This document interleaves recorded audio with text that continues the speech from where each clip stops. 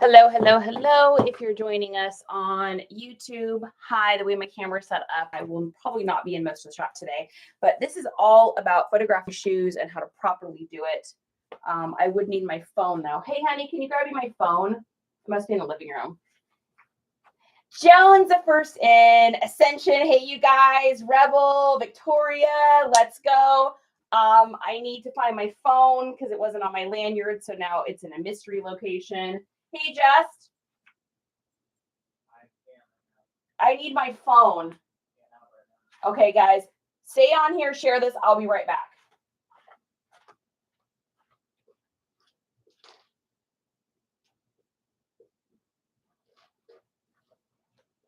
Perfect. All right. We located the phone and it was not too terribly hard to find. That right there, guys, is exactly why I use my lanyard for everything in my life. Because otherwise it would just end up in the most random places of all time.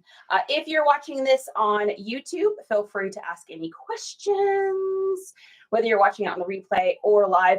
If you're watching this on TikTok, feel free to ask anything you guys want. So here's our goal for today. Oh, Ascension with the Mad Hearts already. Let's go. Oh my gosh, guys. I was racing to get back here to do this on time because funny story, I went to go to the post office from the stuff that we shipped earlier today. And I always go to I drop off UPS stuff first because it's just on the way. So I dropped off all the UPS, got to the post office, there was like no traffic, it was great. I walk in the post office with that big box of all those pumpkin dishes that we had shipped earlier today. And the lady literally sees me from across the thing and she's like, "Hey, what's that box for?" And I was like, "Oh, it's just for I'm just shipping this." And she goes, "That's UPS." She literally saw that it was a UPS label from like across the post office. I told her, I was like, "You are my own personal hero today." So, hey, James. So needless to say, I had to go to UPS twice. So I was racing to get back here on time. Susie, Holly, you guys. Hi, Beauty.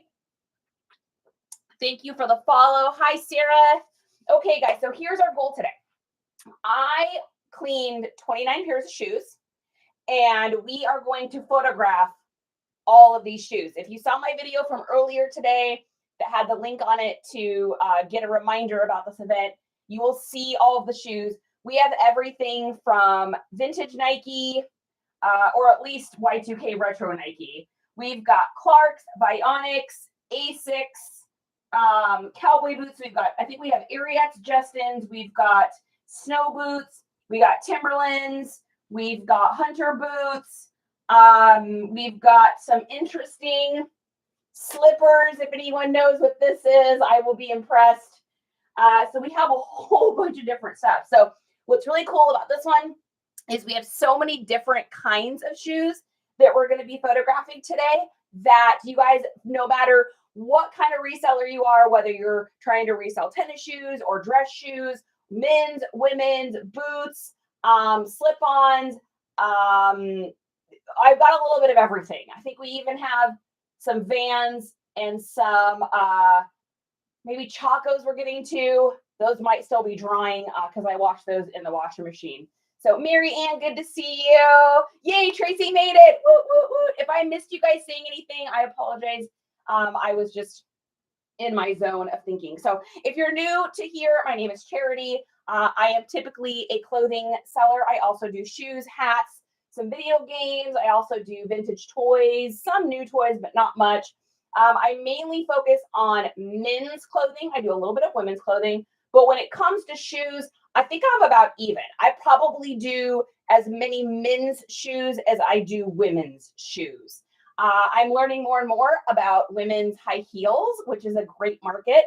And I'm really excited about a pair that we found the other day. I don't even know where they are now. They're somewhere. Anyways, there's some really expensive high heels. So thank you to everyone out there that's been encouraging me not to snooze on the high heels because, man, there's just some bangers. Poshmark finally gave my closet back, but told me this is my final warning. Whoa, Thrifty. Whoa, what's happening over there on Poshmark? Yikes. I'd probably message him and be like, I've never had any warnings. What is going on? Hey, Drizzy. Hey, Cheryl. You know, we're all at the mercy of, Mr. AI these days. So we just never know weird little things we're going to get, right? Hi, founder, Kokaroo, Deborah. Thanks you guys out for sharing this. We got 46 people. Welcome into our subscriber. Hi, Vicky. I see you. My first subscriber I just got today. It's very exciting. Hey, Audra. Okay, let's get started. So the first pair we're going to start with here, this is my setup. So I've got, I got this table on Amazon. It is the best $100 I have ever spent because it truly saves my back. Take a look on our link up in my bio. You can go find them in there, or sometimes you can find people reselling these like on Facebook Marketplace. It's not a necessity buy, but when you have a very funky back going on, this right here just saves me from bending forward. So you're going to see me doing all my photographs here. We're going to start off with a pair of men's dress shoes. So let's kick this off. And once again, if you guys have any questions, comments, thoughts, ideas, please feel free to comment on this. If I'm going too quick or too slow, or you just find me totally boring, feel free to comment that too. Whatever you want to say is good. And if you're a fellow reseller and you see someone ask a question, feel free to answer. There are no wrong answers in this because there's 874,355,000,000,000,000,000,000,000 trillion ways to do this business. So when I do shoes, the first thing that I'm going to do is I'm going to take a picture of the size. And the reason I do the picture of the size first is because if I don't, then I will put all the laces together and they're going to look all nice and pretty. And then I'm just going to have to undo them to get the size. So the first thing I'm going to do is I'm going to take a picture of the size. Now I am going to attempt to not have my hands in the photos as much as we can.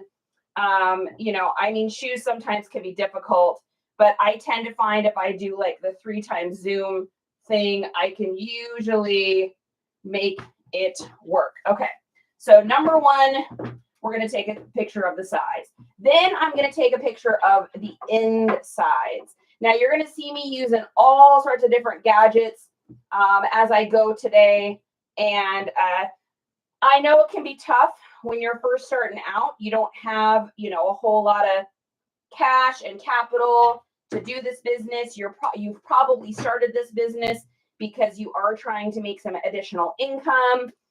Or maybe you're like me and decided you didn't ever want to work a regular job again, and you wanted to do something a little bit outside the box, which is why I love this, because I'm an outside the box kind of girl.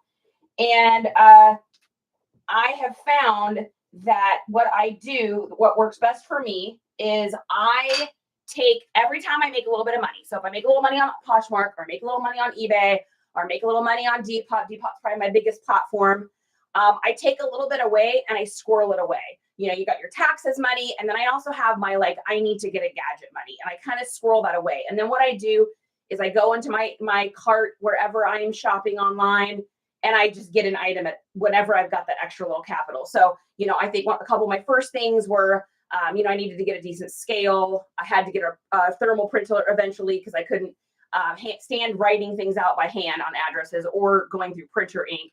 So you start there, and then over time, you just pick up things a little bit here and a little bit there. Now, everything I am using, you can find in our AMAZON list.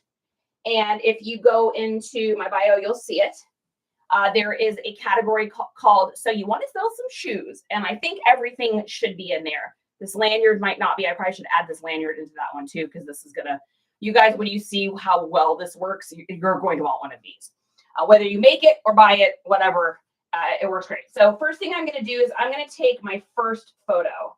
Guys, I need my glasses. I'll be right back. Pause.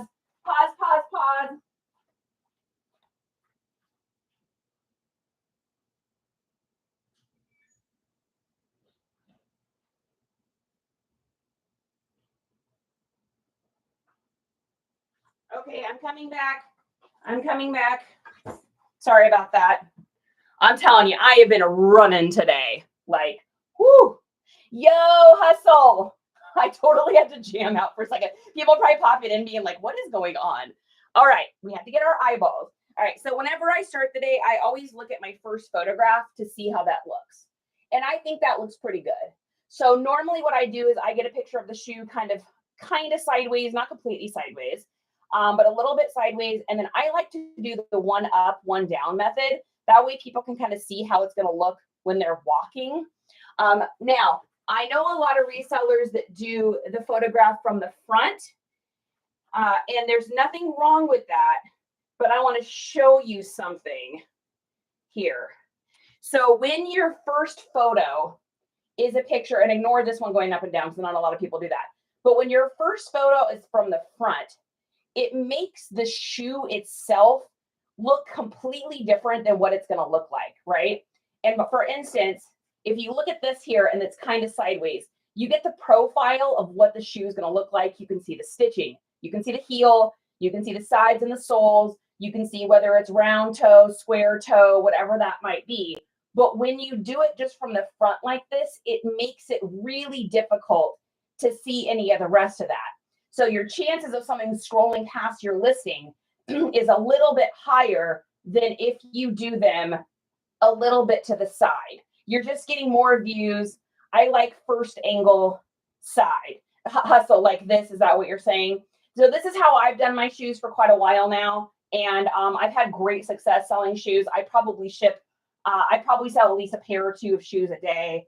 I need one of those shoe displays. Yeah, these were not expensive. So this is just in the AMAZ place, and that's in the link. I think that these $5 maybe.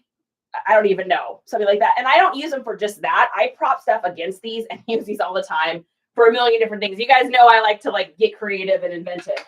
So that works really well for me. Now, the second thing you're going to see me using over here a lot is the Lazy Susan. And I got this one online too. You can find these kind of anywhere, whatever you like. I liked this one. It had good reviews. A lot of them, a lot of people that I read in some of the other brands said they kind of rocked and wobbled, which is why I went with this one. I think this was like $12 or something like that. But what's nice about it is as I'm taking these photographs, you're going to notice I don't have to keep repositioning the shoe. So we're able to hammer through those way faster. That goes to the side. Then we're going to do middles, which is like this.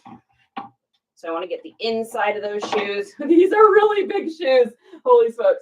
All right, so we're going to get the insides of those. And then we're going to get, I just push my thing up against the wall here. And I do bottom, kind of bottom, and then photo. And then that should be it. So we'll take a look at our pictures here to make sure we like them before we kind of move forward. So we're going to look. So the ones I did first, don't forget, is I do the size first, because otherwise I have to untie those now to take a picture of that size. So we do size, insides, while the laces are untied. Then we're doing profile, side profile, and hustle I didn't see. Yeah, so hustle does it the same way too. That looks sharp. Me over here trying to balance the shoes on each other. Tracy, I did that for so long. And then one day I was like, what if I just push this against the wall? And I was like, oh, I'd be up there with tape trying to balance. Where can I buy one? Are you talking about, Ascension, are you talking about the Lazy Susan? So all this stuff I got off of the AMAZ store, and that's in the link in the bio. I don't say it because TT likes things to stay in TT. But if you go over there to my link tree, you'll see it, follow it over. That's where I got all of this, and that's where it's from. Everything you see here, that's where I got it. I can't think of anything I didn't get there. No, it's all from there. I am an online shopper person. Yeah, so those work great. That Lazy Susan's great. So we got our side profile, looks good. We got total side, up and down, backs, sides, inside area, heels, or soles, and that's it. Easy peasy, lemon squeezy. Shoe one is done. The only thing I did notice on this one is it's got a little bit of discoloration on this leather.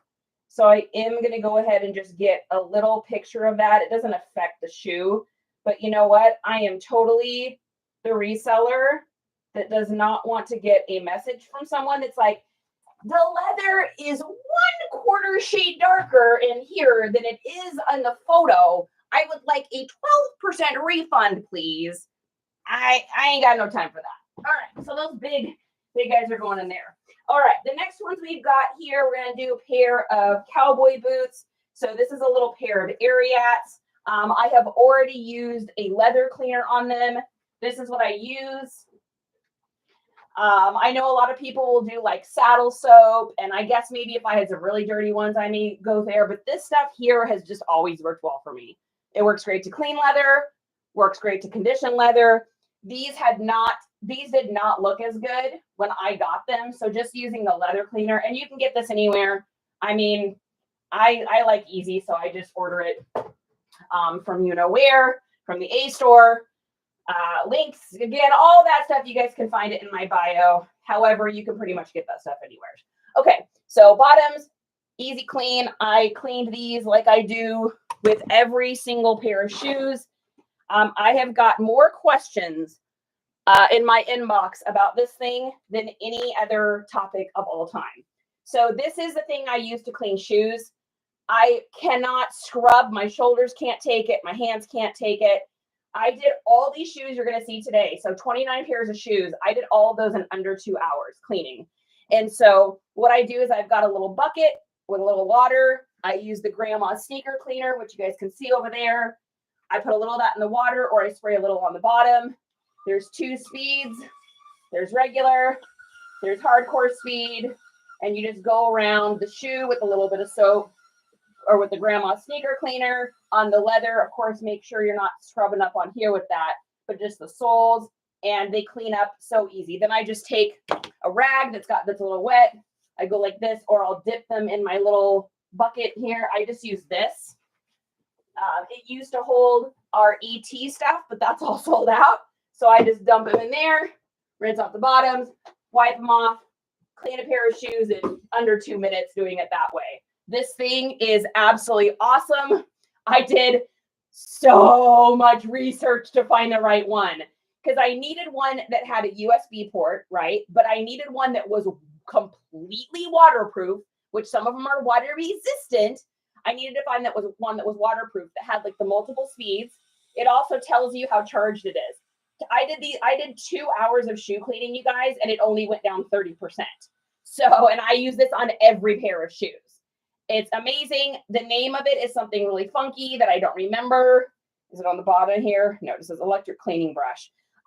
You can find it in our link. It's got the flat.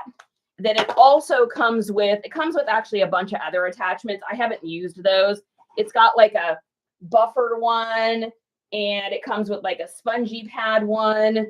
But it also comes with this one that's got like the indents. So I've used this if I get a pair of like, I don't know, like steel toe, whatever, steel toe Ariats or steel toe work boots that have like the hardcore thick tread at the bottom where it's like super thick boy.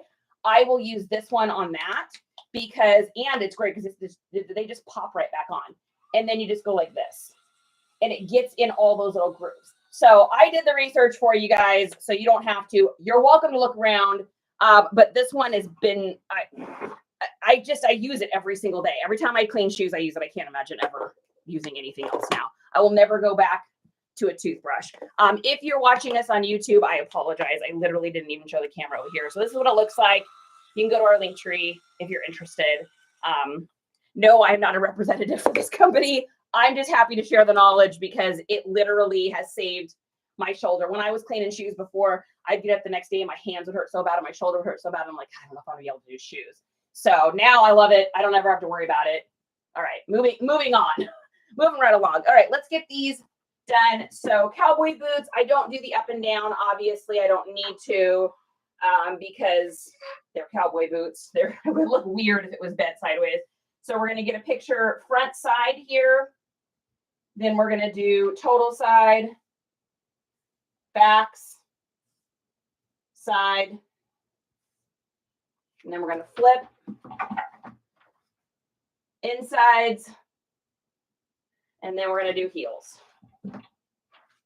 1, 2, 3, done. We're going to get a picture of this one laces, so I don't have to worry about doing the size first. So we're going to get a picture of the size in here, And then before I totally exit, I want to make sure I can see the size, because sometimes on these, it'll be like smeary. So you really got to get in there. I think it's a 6.5B. Yeah, we're good. Okay, and that's it. That's how fast that goes. If you got the gadgets and you're doing the thing, that's how quick it goes. Okay, next ones we've got here is a pair of pullers. Any questions, you guys? Busy mom, flip. Yo, Jem. Oh, before we go any further, but while I still have you guys here at the beginning, earlier today, I was telling you about a reseller that I came across recently that I really liked. She goes to estate sales and stuff. I think she also does some thrifting, but she's really good at like explaining stuff. And she doesn't have a ton of followers, which I'm actually kind of surprised. I came across her because someone else I follow had done a feature video on, hey, this is a reseller I really like. So I was flipping through and I was looking at the reseller she was recommending to follow, and I came across her and I really like her. So her name is Ambers and Projects. This is her here. And she just has really they're really smart videos.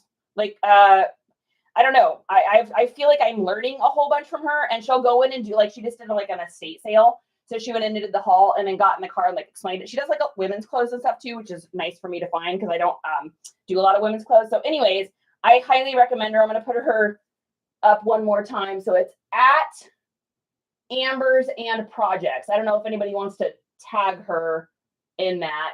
At AMBERS AND and then Projects, at Ambers and Projects. Yeah, so she's really cool. I really like her. And then this was the gal that recommended her here. Let's see, what is her name? Gosh, I'm so bad at remembering. Yeah. Oh, I can't remember. I don't remember. I can't see it on my screenshot, of course.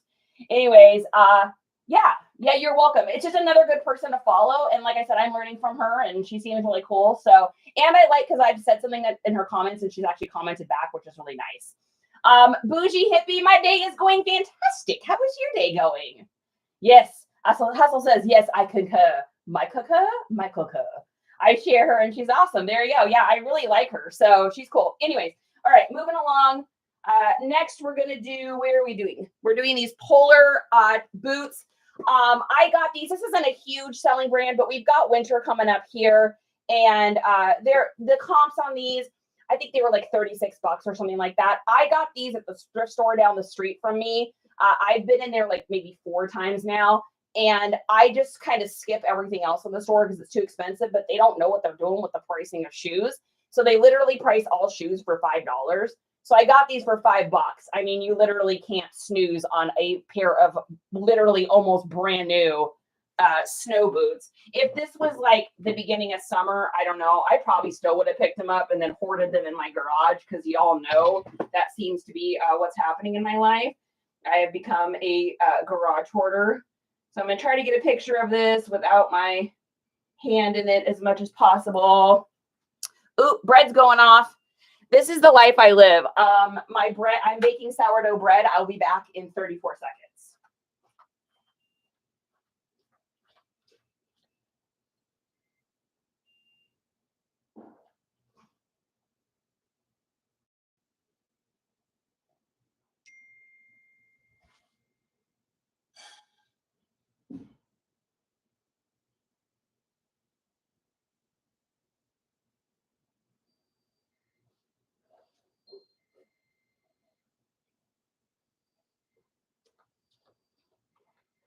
This is my life, you guys. I am multitasking my life and also sharing it with you. All right, 15 minutes. We're making homemade sourdough. Thrifting in the rain is a good thrift day. Justin's laughing at me. He's like, oh my gosh, my wife. Life opens up. My bread is done. Yep. Ooh, shiny, shiny, shiny. You know it is. How did I do? Did I get back in time? Whoo! Hustle, I did it. All right. What do you mean? Do you think I'm mildly spicy neurologically? What would ever lead you to believe that? That's crazy. All right, so you got a picture of that. We're going to get a picture of the insides of these boots. Now, I don't get too crazy picky with this kind of stuff, guys. I know they're good inside. If someone wants to fight me on it after they buy them, they're more than welcome to. But I know a lot of people like shine flashlights in and do all that thing. Time is money. Money is time. I'm not trying to shine flashlights in and go through all of that. So what I like to do on my shoes too, if I can, is I do the factory reset or factory direct knot. Different people call it different things. It looks like this. This is how shoes come when you originally get them. And that's the knot that I do on 90% of mine. If you want to learn how to do this, there's a ton of videos on YouTube that will teach you how to do this. It's going to feel weird when you first try to learn it. It's definitely like a learning curve, or at least it was for me. You guys might pick up on it a little bit faster. It took me a minute, but I like the way that it looks. It makes it easy for me to photograph, and then everything looks the same, and I don't feel like I'm fighting, my photos or fighting the way a shoe is tied, if that makes any sense. All right, so we're going to get a picture here from the side, kind of half side, half knot. On boots, I don't usually do the up and down technique. I just leave them like that. So side, back, side, insides to show that the zippers both work. And then we're going to do bottoms. Perfect. So if you're doing boots like this, this is about what it should look like. So we got kind of front halves, side, back, side, middles, bottoms. And these are not new, so there's still, a little light dusting on the bottom here, blah, blah. I'm not spending any more time cleaning these. I clean these with a brush. They look pretty gosh darn good to me. This is a good example of a pair that I used the deeper scrubber one with for our little scrubber. Here, I'll show you. Step back so that people on YouTube can see it too. So this will help get in those like hardcore grooves. So, all right, moving right along. Next, we have a pair. This is so funny. You guys are going to crack up. I literally shipped, you can't make this up, the white version of these earlier today. If you were watching the shipping video early, who is here? Hey, God, I know you were there. Hey, Allie, did you guys see us ship these? A white pair like this. Same brand, same everything. So crazy. What are the chances of that?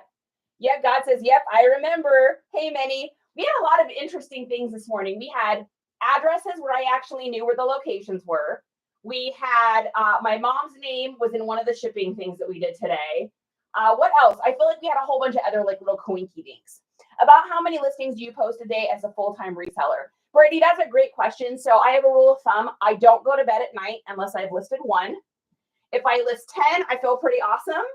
If I list like 20, I'm feeling like I'm in the groove. And if I can get over 20 or 30, then I have been hyper-focused and it's been amazing. Now, that being said, I'm also cross-listing those. So I list everything into eBay first. I import that into Vendoo, and then I cross-list on Depop, Poshmark, Mercari, Grailed, and what am I missing? Poshmark, Mercari, Depop, Grailed. What am I missing? eBay? Is that everything? I think that's everything. Whatnot. We sold these today, the white pair. That's so funny. Will you take the bread out of the oven when this goes off so I don't have to leave again? Perfect. Thanks, hun. And just take it out and then take it out of the thing and then put the bread on the little stand there. Just be careful when you put your fingers in. I always use like the spatula or something because it's wicked hot. I'm the one that belongs. You won't burn yourself. That's usually me. So thank you, honey. All right. Poshmark fish take. I think I said Poshmark, but I can't remember. How's Grailed doing for you? Grail's slow. Grail's always been slow, but here's the thing with Grailed.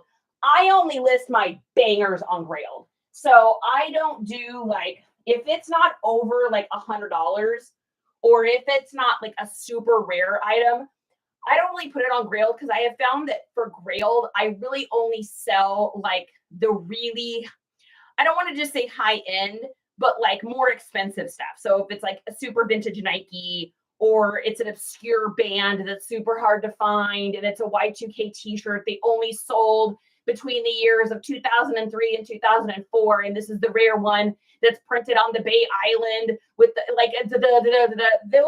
those I usually sell on Grailed.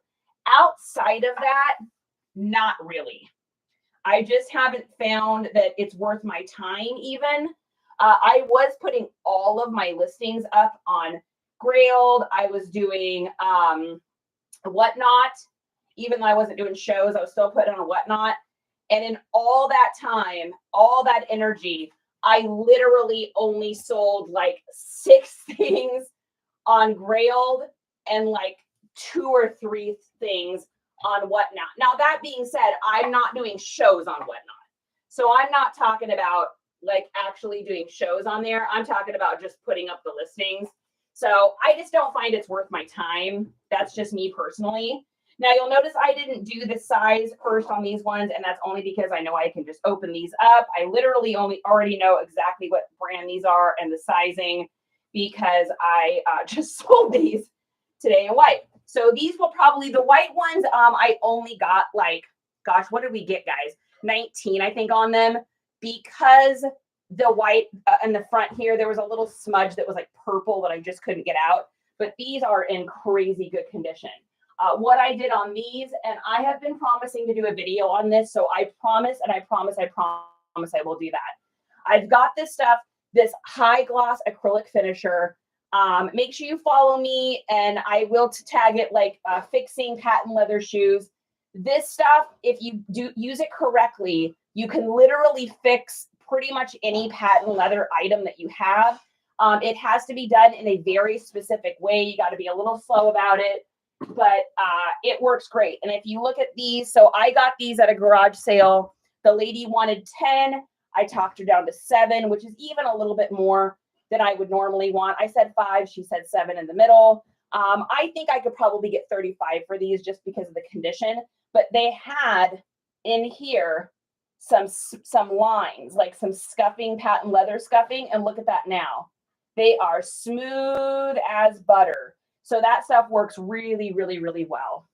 Is there a way to have the things you have posted on eBay go all to the sites to be listed? Only if you cross-list them. Meaning that you're manually going in. I use a service called Vendu. I know a lot of people use Autoposher. I know there's List Simply, List Perfectly. I think there's one. Everybody's got their opinions. I really enjoy Vendu. I've been a Vendu girl from day one. I'm super fast at it. Because I list a lot of stuff, so I need it to be quick. And I've had really good success with Vendu. They had a lot of growing pains in the beginning, but they've pretty much worked that stuff out now. And I can get, if I get this listed on eBay first and then I import it, I can cross-list it on all the different platforms from there. Now, be patient with yourself, Deanna, because you may not be super fast at it at the beginning. When I first did this, it would take me an hour to get a listing up, and then it would take me about 40 minutes to get them cross-listed on each platform. Because of the high volume we do now, practice makes perfect, yada, yada, yada, takes me about 3 minutes to get a listing up, import it, and then I can usually hammer out the cross listing in about 3 minutes now. That being said, it's only from practice. If you would have told me I could do that a year ago, I would have told you that you had lost your actual mind. So, Lulu. Okay, what do we got next, guys? Let's move over to a pair of clogs here. We've got a nice little pair of Clarks. These are so new still almost, that they still have the sticker on the bottom. Now, I'm not going to mark them as new. I don't care if these have only been grazed on a person's foot for 5 seconds. I ain't marking new on it because I'm going to get a message that says, there's a scuff on the bottom. Those are not new. I don't want to deal with it. You'll never win a case if that's the case, especially with shoes. So unless it's in a box, it's brand new, they haven't touched the light of day, I'm not marking it as new. I don't even do new other. Like, it's just not worth it to me. I have found. You guys might feel different, but that's my take on it. So for these ones, we are going to do the up and down technique because I think that looks better. Now, everyone's got their own opinions. Maybe it doesn't. Maybe it looks silly. Maybe it looks weird. But that's the great thing is that everyone likes things to look a different way. So we're able to please the masses. If we all do it a little differently, we'll all find buyers, right? Then I'm going to take a picture of the insides here. I'm going to make sure I get the size. So I'm just going to use my phone here, ×3 for the photo so I can get a picture of that size. And then we're going to do insides. And then we're going to do the heels. And again, I just shoved my Lazy Susan against the back. I stack the shoes up there. And voila, those are finished. In the words of the Muppets, moving right along. Takes me minimum 30 minutes for one item. Indy, absolutely. And you know what? There ain't nothing wrong with that. You're doing a great job. This is millionaire school, guys. I've said it in every other businesses I've been in the world. You start in kindergarten and you slowly graduate to a new grade every single day, week, month, years. It just depends on the person. We learn how to do this from others, so it takes time to learn those skills. And just like anything, gosh, I remember before I had my son being so worried, like, how will I feed a baby? How will I change a diaper? How will I do this? How will I do that? And you're so slow at the beginning and you're nervous and you're a new mom or you're a new dad and your hands are shaking. And you're like, I'm going to give this kid too many blankets and too few blankets. Is it warm? Is it cold? I don't even know, right? You're so nervous. But then you get to like the 100th diaper and you're talking to your friend and you're just like, bam, bam, bam, and it's done, right? It's like that with anything, yes. And that is great advice too. What Hustle says, sell similar. So if you list on eBay first, which is what I do, the nice thing about that is you can go into sell similar or go into a listing and then click on, sell similar item or whatever it says. Gosh, I look at it every day. You think I'd have it memorized. But you'll be able to piggyback off of someone else's listing. Now, what I like to do is I like to piggyback off the sold listings. So, and Hustle probably does this too. So what I do is, let's say that I'm going to sell these Vionics, right?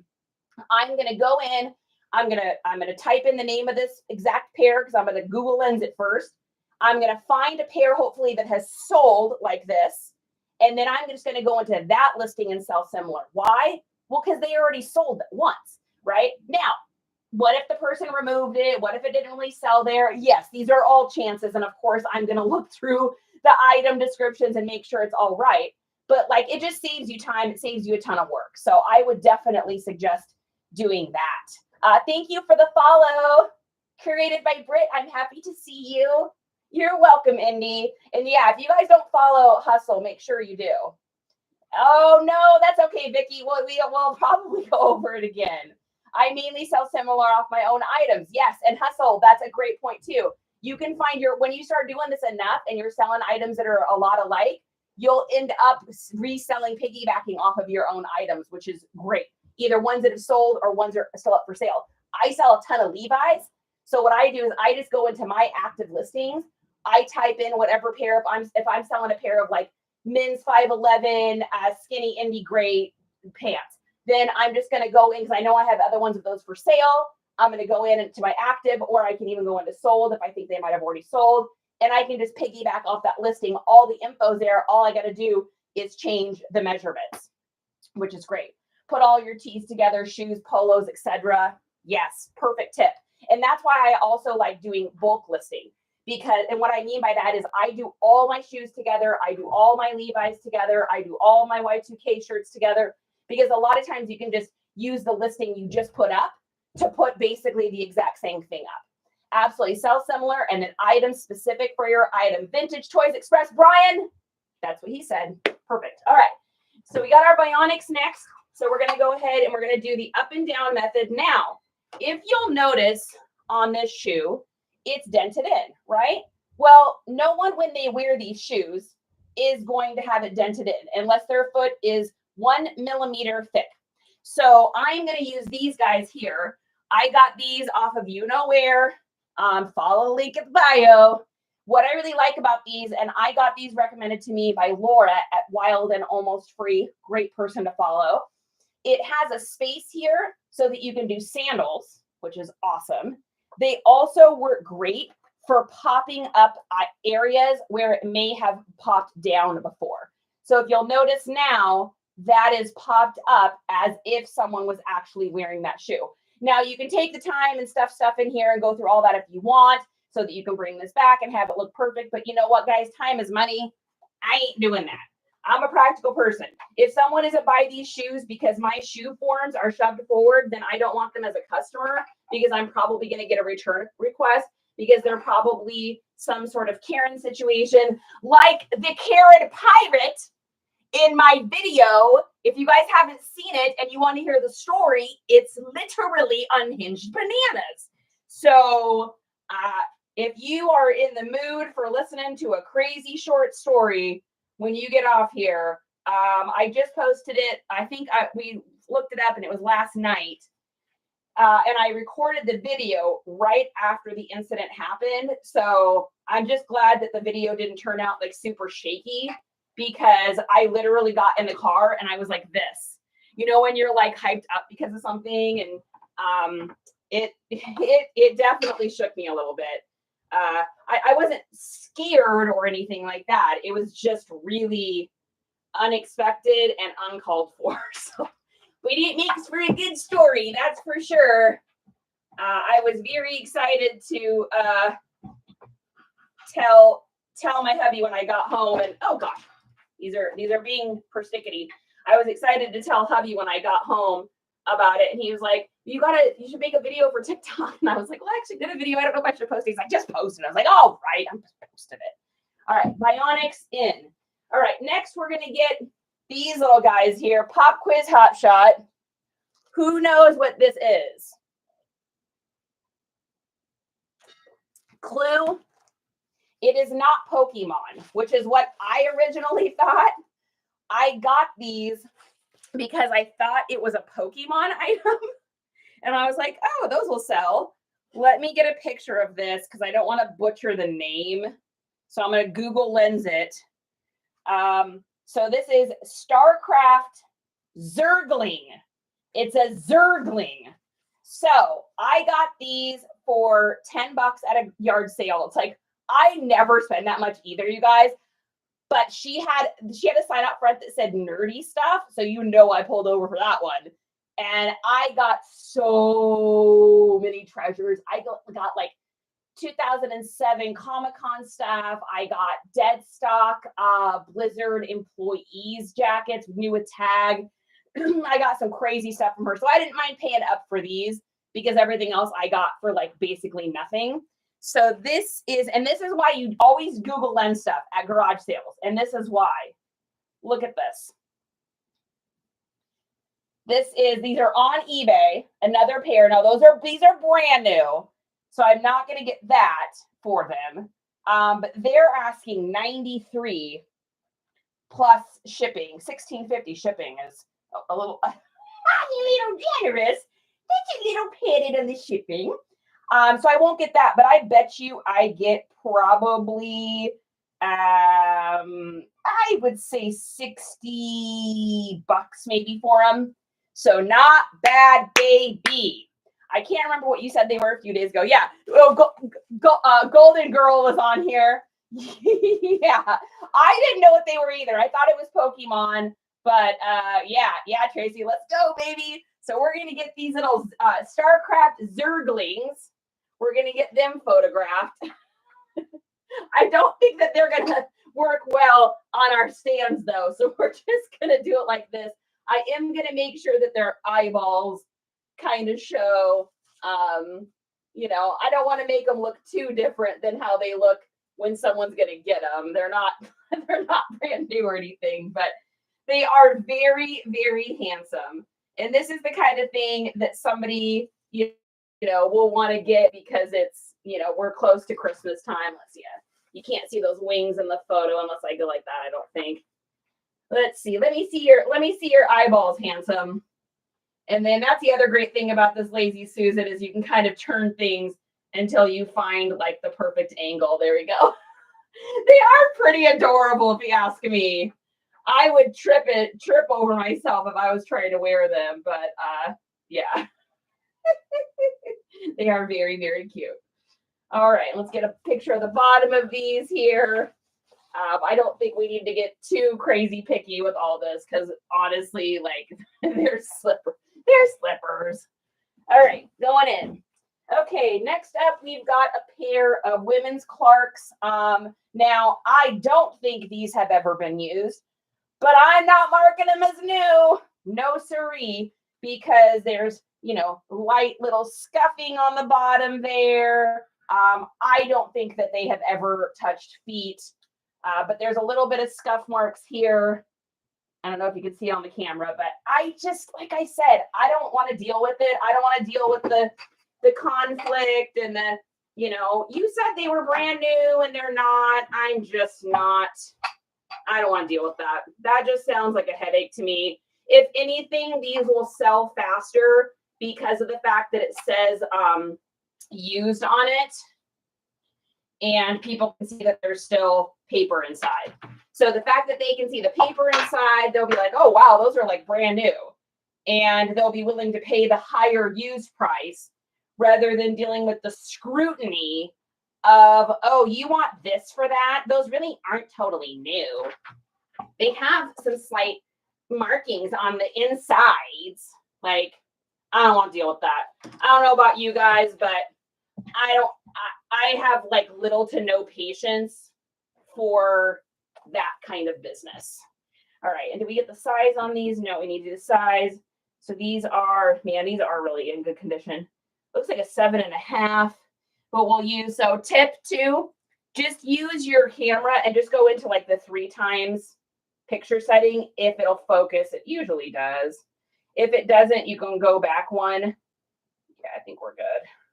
I'm going to do 1 back 2 just in case the writing is like crazy light on these. We're going to try our other trick. So little trick here is to take your camera, go to 0.5, meaning it's farther away.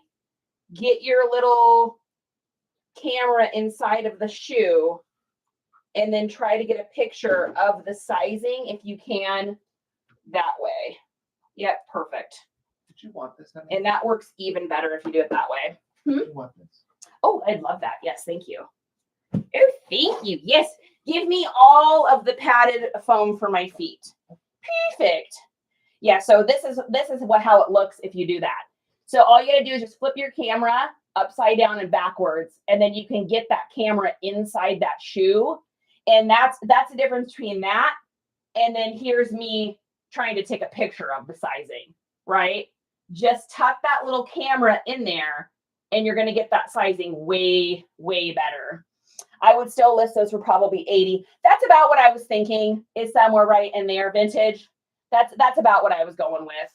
I originally was thinking about 75, so I figured we were probably on the same page. So I got all of these shoes that look like this, all these Clarks, I got them for $2 a piece. So I got a really, really great deal on all of them. So any profit on these is just fantastic. All right, let's do another pair of cowboy boots. These ones came with the bubble wrap still in them. I don't believe that they're brand new though. I mean, they're pretty gosh darn close. They still have the tag on them, but they do have a, slight dusting here and there on it. So I'm not putting them as used. I'm going to go ahead and I'm not putting them as new. I'm going to go ahead and put them as used. I usually keep a little bit of foam or something there just to pop out cowboy boots.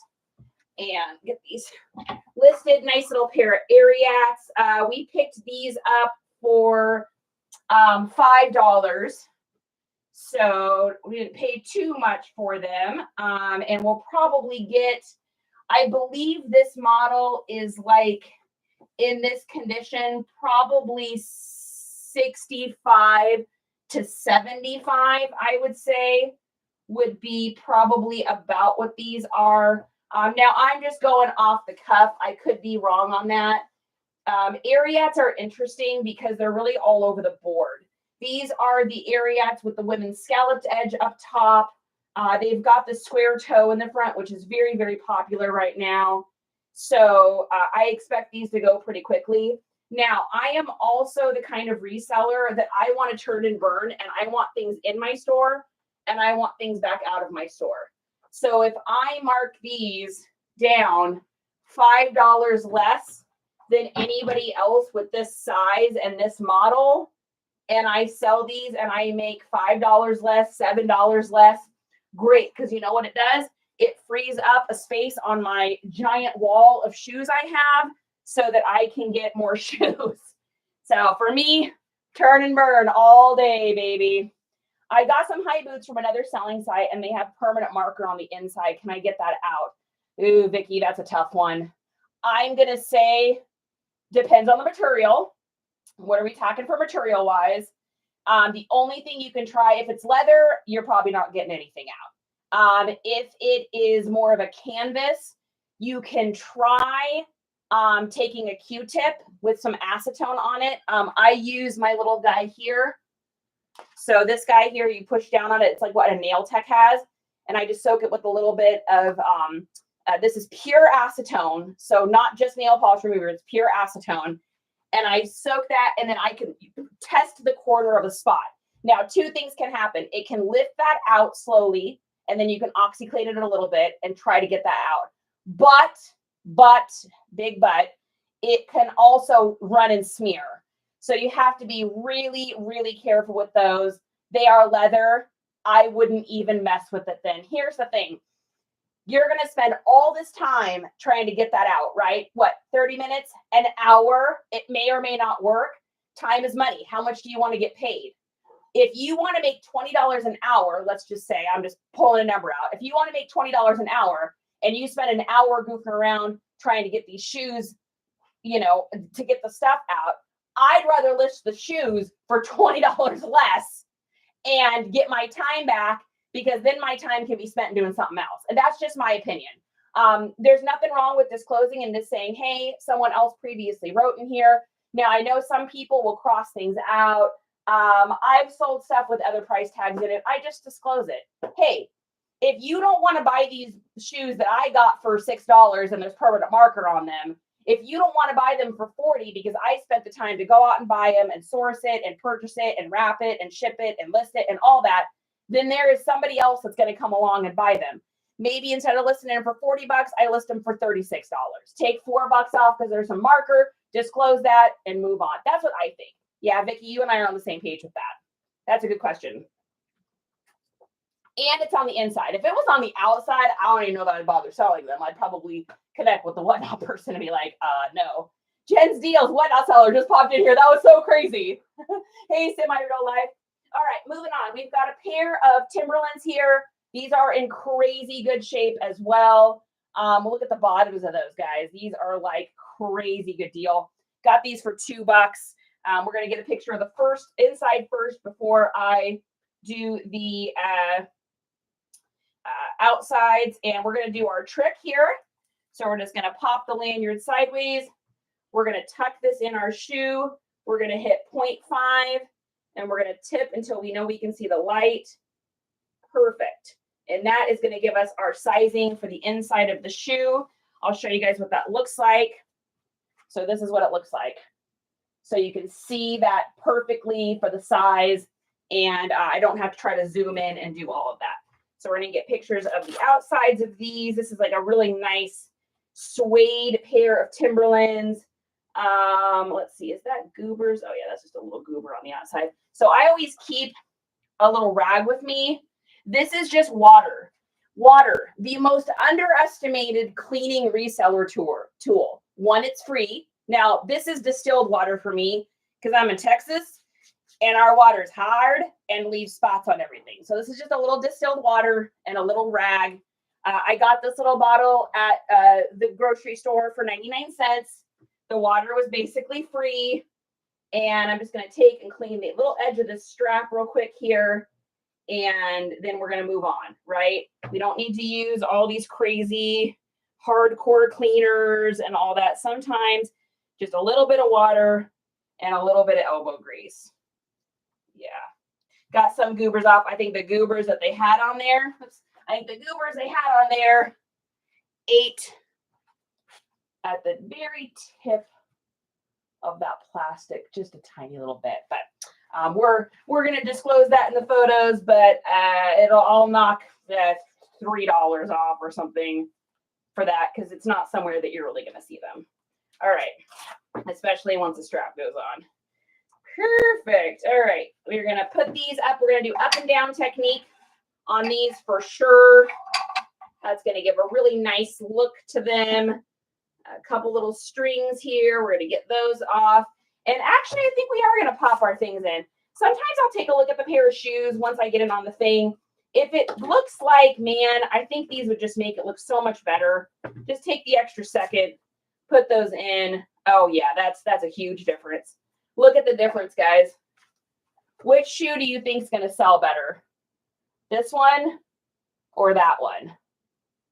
That's like a huge difference. So, I mean, for $5 or whatever that was to get these, it's definitely worth it. Like I said, all that's on my link tree. You're welcome to go take a look at it, whether you buy it from the link or buy it on your own or whatever your choice is awesome. I definitely use them every single time I take pictures of shoes. And if you guys would like, I would also like to share with you a gadget I got, a product I got that I don't like. Because I think sharing what I do like and then stuff I've got that I don't like as much is just as important. And since I'm not trying to make any income with this company or anything like that, I'm fine with sharing it. So let me get a picture of the bottoms of these. And I'm going to show you guys something that I wasn't crazy about. Because like I said, I think that is just as important. Okay, so I wanted to get something to clean the bottoms of my soles of my shoes and get them back to white. One, I am ridiculous about the cleaning of my own sneakers. So I have a love for sneakers and I wear a lot of Bionics. I wear a lot of Kurus. Those are kind of my favorite two brands to wear, and they're expensive shoes. And so they're expensive for me anyways. I mean, they can be anywhere from, $80 to $140, which I think is expensive. Oh yeah. And I don't have, I need to get shoelaces in these.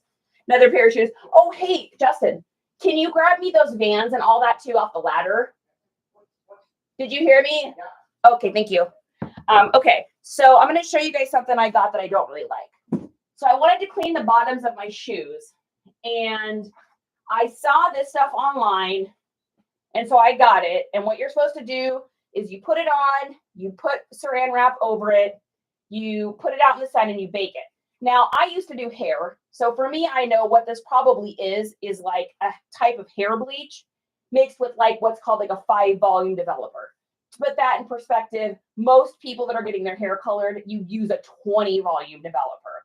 Okay, so 5's pretty low. It'll still leave a little marks on your hands and it can bleach out stuff, but it's pretty low on the scale. So I got this. I have now tried this on 4 different pairs of shoes, and I have not yet really seen a difference. And I'm in sunny Texas. I'm applying it over and over again. Maybe you guys have had a success with this. I do love this brand. This brand is what I use to fix patent leather shoes, and it works awesome. So it could be me. It could be a user error. But what I did, what I'm doing now, is I just got some hair lightener, and you can get this from like Sally's Beauty Supply or whatever. You get hair bleach, get yourself some 10-volume cream developer. You make a really thick paste with it, brush that on your shoes. Do not touch it to leather. Do not touch it to suede. Do not touch it to canvas. Do not touch it to cotton. Do not touch it to material. Just on the shoes, like the old, like Nike's yellow over time and stuff like that. You could put that on there, do the saran wrap, bake it in the sun, take it off, reapply and do that a couple times, and I've been able to get my shoes white with that. So I think it's just as important to share with you guys the stuff that I'm really loving as much as the stuff that I'm not loving as much. I don't know what your opinions are on that, but I thought I would share that with you guys. Okay, the next pair we've got is another pair of Clarks. These are I almost just tripped off that. These are a Clarks Bendables. Now, with these kind of shoes, it is always important to make sure you're checking for dry rot, and how we do that is we bend, twist, twist. So bend, we're looking for bubbles, we're looking for cracks, we're looking for air pockets, bend, twist, twist. Now you can see on the bottom here, that there was a price tag and I did have to get it off. It took a little bit of the shine off. Am I freaking out about that? Absolutely not. This is a pair of used shoes. If someone doesn't want to get them because there's a quarter or half inch, slightly not as shiny area, then please move along for the next customer, because I would like you to not purchase these, because I can already see probably what's going to happen. So we are very happy to not have that type of person in our store. Questions, comments, thoughts, opinions on that, but I don't have time for it. I'm a busy lady. I'm a busy wife. I'm a busy mom. I'm a busy reseller. I'm a busy everything, and I definitely don't want to deal with persnickety situations like that. So, all right, we're going to pop these in so that it helps to bring up those edges here. We're definitely going to do the up and down technique, because that just makes such a huge difference with these kind of shoes. I think that they look really nice. I have a sneaking suspicion that a lot of these kinds of shoes, these are probably going to end up selling on Poshmark, would be my guess. I could be wrong about that, because you never really know, right? But in my experience, my women's dress shoes, anything of the leather type, especially Clark's, tend to sell more on Poshmark. Like for instance, I would be shocked if these sold on Depop. I'll still list them because it takes me 2 seconds. Well, no, it takes me like 30 seconds or a minute to cross list them. So I'll still put them up there, but I would be very, very, very surprised if these sold on Depop. I really do think it's probably going to be a Poshmark situation, which is fine. I don't like their fees, but it is easy to ship them. Okay, moving along on those. Next up, we've got a men's pair of shoes. This was not a brand that I was very familiar with, but I picked them up for a couple different reasons. So one, it's leather. Two, super unique sole. I've never seen anything like that before. Three, they have the aesthetic that's really popular right now. So there is an aesthetic that's kind of starting. You guys have seen it.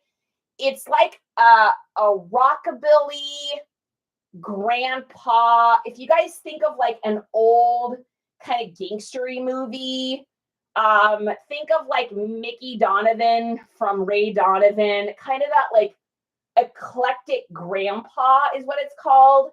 And these kind of fit into that aesthetic with being kind of like almost like a bowling shoe, Big Lebowski, John Goodman-ish kind of thing. Is kind of becoming a hot thing right now. So for $2, I was like, that's an easy win. I am not familiar with this brand, and I have not even comped these. These are called Campers. If anyone knows anything about these, please feel free to comment. All I knew is that they were leather, and they looked like really good shoes. So let's see if I can find the size in here somewhere. Where is the size on these? I see made in Morocco, 100% camper. Oh, there they are. They're at the bottom. They're a 43. Okay, so it's European sizing. So yeah, is anybody familiar with this brand? Has anyone ever seen this brand before? Now here's one that's a little bit bigger. We're going to get out one of our last gadgets we use for shoes, and it's the bendable shoehorn style. And I use this for any of my shoes that just look too silly with these in them. Again, I got these same place. They came in a pack of 4, which is nice because some of them are bigger and some of them are smaller. So it's kind of like a little variety pack.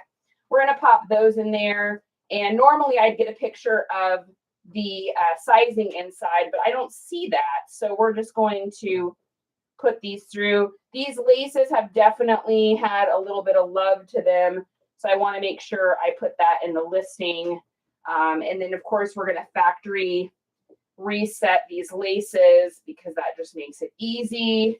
And we're going to pop this other one in. Did anyone say that Thrifty Duckies is taking notes? Yeah, Jen. Yeah, Thrifty, feel free to answer any questions, too, if anyone says anything. And that's always much appreciated. Thrifty has been nice enough to moderate for me, and that is awesome. So I appreciate it.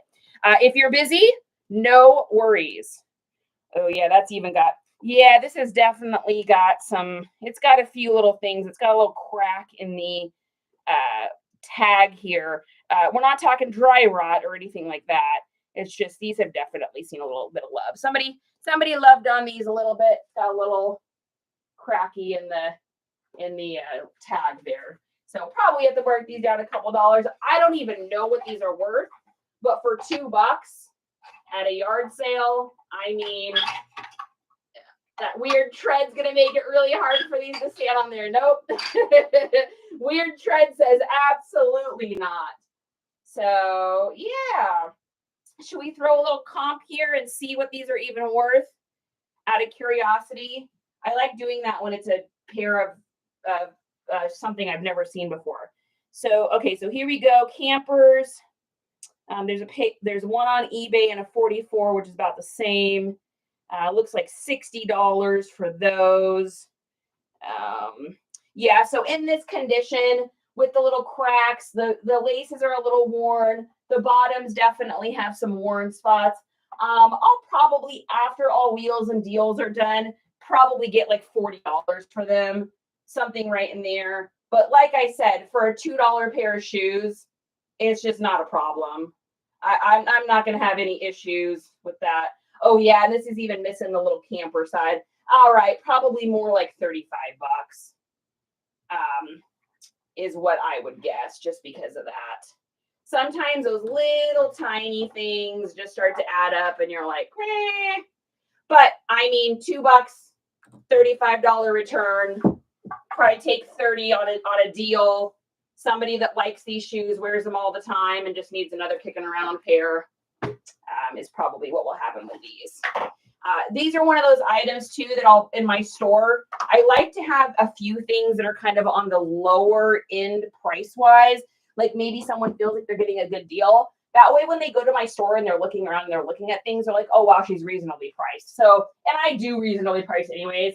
But I like to go in there. I always have like some bangers that I mark way up, way higher than they should be. So that they'll trend on Depop and kind of go through every, I'll end up on the front page of Depop and da-da-da. Anyways, method to the madness. And then some things I'll just kind of do bottom biscuit basic pricing just to kind of get people in or get them to bundle something on Depop. Yeah, good ROI on that. Nothing fancy, but I keep tabs but currently working my other business. Yes, Thrifty, please work your other business. You sold camper shoes a few years back. Yeah, so like I said, they definitely have a few issues, but that's all good. Okay, the next pair we've got here is some Ghosts. This is a little pair of Brooks running shoes. These always do really well for me. They always are an easy sell because the person that's buying these probably always wears this shoe in this exact style. They run a lot, and so they just blow through them so easily. I don't pick up Brooks if they have the following. So if the tops of these here are starting to come off, they've just had a lot of love because these shoes are usually for people that are running, or they're for people that are dealing with, plantar fasciitis, heel spurs, things like that. They can have issues with, dragging of feet sometimes. So you'll find these worn off or the heels. I also don't pick up Brooks, and this goes for Asics as too. This is a good tip. If the side designs have any small cracks along the edges, so like you'll see like where it says Ghost here, see how these lines are still crisp and everything? If they have the crack lines, it just means the shoe is really on the way out. Probably what has happened is someone washed them in the washer machine with a heavy detergent on high. They probably popped them in the dryer, and or they didn't stuff them to dry so they retain their shape. That is something that I think is very important. If you're washing shoes in the washer machine, stuff them while they're drying with your towels or washcloths or whatever. Otherwise, as they're drying, that stuff's pulling in and it can crack, especially on running shoes. So these are just a couple of the things you want to look for. You also want to look for the backs here. Right in here will get super worn. I can't even tell you how many Brooks and Asics I have passed up at garage sales because these backs are starting to lift. Basically what it is like you're trying to get someone to buy a pair of shoes online. The reason they're buying new shoes is to replace the ones they have. And the ones they have are probably either busted here, the siding's busted, the back heels are worn, or this inside area has fraying. Now, if you get them for free and you want to pop them up for $10, I don't think there's anything wrong with that. I just wouldn't invest any money into it, especially if you're trying to get stuff like from Goodwill and stuff, because you're probably going to have to pay a premium price, and you're probably not going to get a premium return on that. Your ROI is not going to be good. Your return of investment is going to be poor on that. So if your cost of goods is low and you want to pop them up for $10, that's great. Now, these are in good condition. These don't have a lot of flaws. Someone has definitely worn them, but they still have a ton of life in them, and they're great shoes. So these will probably go for, last time I checked Brooks, it depends on what model of Ghosts these are. I would say these are probably like $24 or something right in there. In this specific shoe. Now, some of the Brooks are worth a lot more. The ones that are specially designed inside comfort ones, they're really for people that are suffering really hardcore plantar fasciitis or really bad heel spurs, gout, other things like that. This is just a standard little pair of runners. Very popular, but not overly popular. These were probably like $80 new or something like that. All right, we're going to picture of that. So fronts, sides, backs, sides, pop them off the stand, insides, bottoms, take out the things, get picture up top. Come on, baby. This is, you also get a little workout doing this, guys. Oh, all right. And then we're going to get a picture of the insides here. I already got a picture of the size tag, so I know we're good on that. And moving right along. Next pair. First time viewer, and I've learned so much. Yeah, Nikki, welcome in. Fantastic. I see you are an Eagles fan. I don't know much about them, but I do know that that's what that is, because I love that movie, Silver Linings Playbook. Thanks, Havoc. Thanks, Thrifty. I appreciate it. Oh, Tam and Fam. And Angela's here. Hi, Angela. Okay, let's keep going. Let's get a drink of water and moving right along. Next, we got a pair of Cobb Hills. This is a little Bolo brand if you can find them. These are cottage core, log and look or leg and look, depending on who you talk to. This look right here is still pretty hot. It's not quite as hot as cottage was like a year ago, but these will sell really well. These are probably in this condition, I would say like a $65 pair of shoes. Cobb Hill's nice too. They always have comfort lining insides.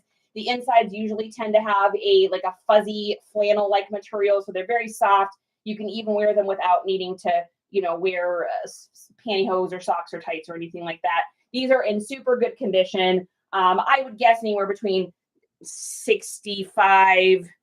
I'm just going off the top of my head.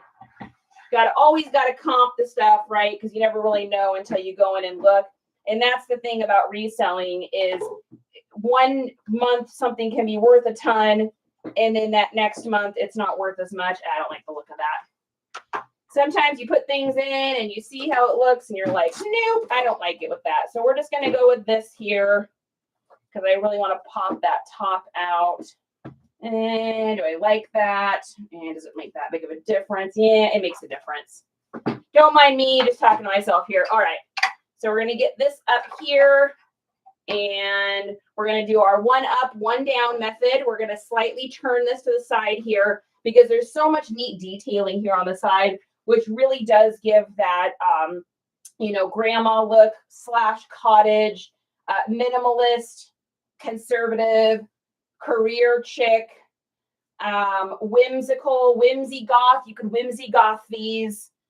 Witchy, you could do. We're doing witchy. So this time of year, if you can get witchy on a pair of shoes or witch goth also. Whimsy goth is great. That's another one that works really well. And this time of year, like I said, with it being Halloween and stuff, that's when these will sell, is because of that. Otherwise, they'd have to be more of like a summer shoe. So a lot of times when I'm doing listings and I'm in the descriptions and I'm putting our trigger words and our keywords in, I'm making sure that I'm getting kind of a variety of things in. So yes, these are cottagecore, and yes, these could be prairie or farm.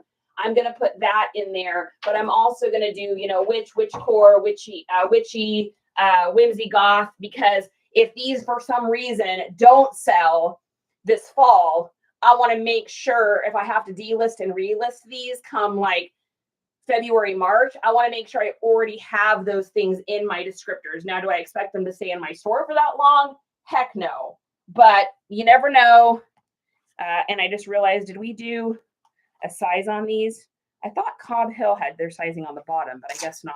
For some reason oh no, it's side. Okay. All right. It's like trying to memorize all the different shoes and where they put things. Oh my gosh.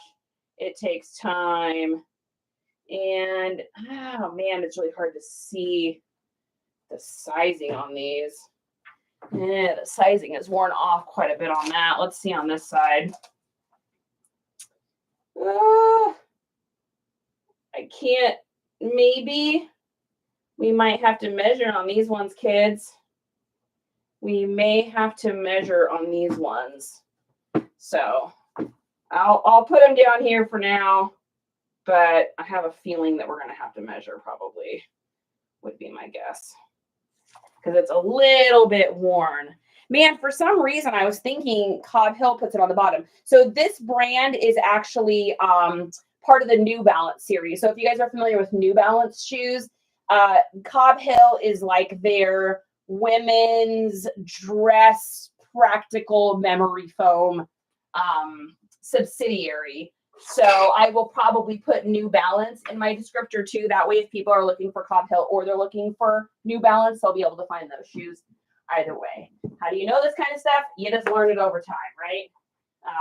Okay, and a lot of times be checking shoes too, because a lot of times they'll have like if they're a partner company or a subsidiary company, kind of like, you know how Banana Republic and Old Navy and the Gap are all owned by the same corporation. It's kind of that kind of thing. So, all right. So these are a pair of Ulukais. This is a great pickup. If you ever see the fish hook, these sell really, really well. So these slippers are made to be able to wear like this, but they're also made to do flat back on the bottom. So people can wear them if their feet are hurting. This is another brand that specializes and focuses on people that are suffering from like arch issues, heel spurs, something like that. These can actually get pushed down in the bottom and you can wear them like that. And then you can push them back up and they will retain their shape. So really, really good brand to pick up, especially if you're getting them on a good deal. These are probably like $40, I would guess, somewhere right in there. We picked them up for $2. So it was a great pickup. Can't go wrong with that. What's the most I would spend? If I am going to get a pair of shoes and I know I can sell them for $40, those might even be more than that in that size, but let's just say $40. Then if I want to know that if I want to know that I'm going to make at least 3 times in profit, then I can't be spending more than like $10 on those shoes. That would bring it up to $30 once I pay my taxes and I do my shipping supplies and I'm doing the fees on wherever I sell them. You know, I'm not going to spend more than $10 on a pair of these. Now, I probably wouldn't even get close to that because y'all know I like to make like 10 times profit on all my items if I can. So I probably would have gone at a garage sale. She probably could have talked me into like $6 would have been probably the top. And the only reason for that is because I have sold these before. So I know kind of like what they're worth and what people will pay for and stuff like that. So, all right, I'm going to get a picture here and picture of kind of in the heel area. And then we're going to do bottoms, backs, insides. We did middles. Now we're going to do backs. On a pair like this, I'm just going to lay them down. I don't have to worry about propping them up or anything like that. And then let's see if we can see a size here on the back. So we're going to do our little trick. We're going to 0.5%. We're going to turn this sucker upside down. And then we are going to look for the light here. Look for the light, Carol Ann. And we're going to get our light. Another gadget, guys. She's breaking out another gadget. I got this, you know where. No, I did not get it on here, but I know that you can. So I'm just going to get this little guy here and see if that will help to get a little light on the situation here. Oh, yeah, that's much better. Sometimes you just got to get a little creative, right, guys? So you can get a picture of that. All right, let's take a look here. And can we see the size? Perfect. Sometimes just putting a little light on the situation. This little light of mine. Okay, so there's that. And yeah, good. And these are a 2015, so that's pretty cool. They're in really good shape for that. That's amazing. Okay, moving on to our next pair here. We got a pair of Keens. This is an obvious pickup. Never snooze on these. Even though it's technically almost off season, I live in Texas. And if y'all know how hot it is down here, it is like 100 degrees outside right now. So, and it's going to be nice, like pretty much through winter. We may end up with a light dusting of frost one day. But this kind of stuff sells all season. These will always sell because people are always going on vacation and doing stuff. So these are Keens. And from the size of these, I would say I'm probably going to get $60 maybe for these in the condition they are. Again, I'm just going off of what I know I've sold stuff for in the past, and I'm going off like the condition. Now, is that exactly set in stone? No, but we picked these up. I think I paid $3 for these, and I mean, obviously, we're going to make our money back a ton on that. So we're going to do the up-down technique. We've got our shoe things in. That looks really, really nice to me. So we're going to get our picture here. So we're going to do kind of front sides. Then we're going to do side, back, side. And then we're going to do insides. Then we're going to do bottoms. And then we're going to get our insides there. How are we doing? Any questions? I thought you were about to break out a headlamp. Oh my gosh. Gracious. Nice name. I like that. I have one. It's in my cart. It's literally in my A-word cart. That's so funny. Yeah. I've been thinking about that, like how fun that would be to have one of those. I think it would also help me in a million different ways. I went into this like really dark thrift store once, like forever ago. I don't even know, like 6 months ago or something. It was like so dark inside, but there was so many gems. But I was like using my flashlight on my phone. And that's when I thought about the headlamp thing. It's funny you say that because we have a standing joke. My husband, when he was like, I don't know, I think he must have been like, I could be wrong, but I think he said he was like 14 or something. And he wanted, video games or something from his dad at that age. And they opened up their Christmas presents and his dad had got them all headlamps. And so whenever we see headlamp stuff, it just cracks us up because it's like, oh, Papa's been shopping here. Oh my goodness. Besides preppy keywords for crop top, V-neck sweater, grandpa core, grandma core if it's women's, otherwise grandpa core, dad core, preppy, as in Preppy, Preppie, prep core, just straight up prep, golf, conservative, minimalist, career, V-neck. Oh, V-neck girl sweater. So yeah, so grandma core, granny core, GRANNY for sure. Schoolgirl, knit, university, academia, 90s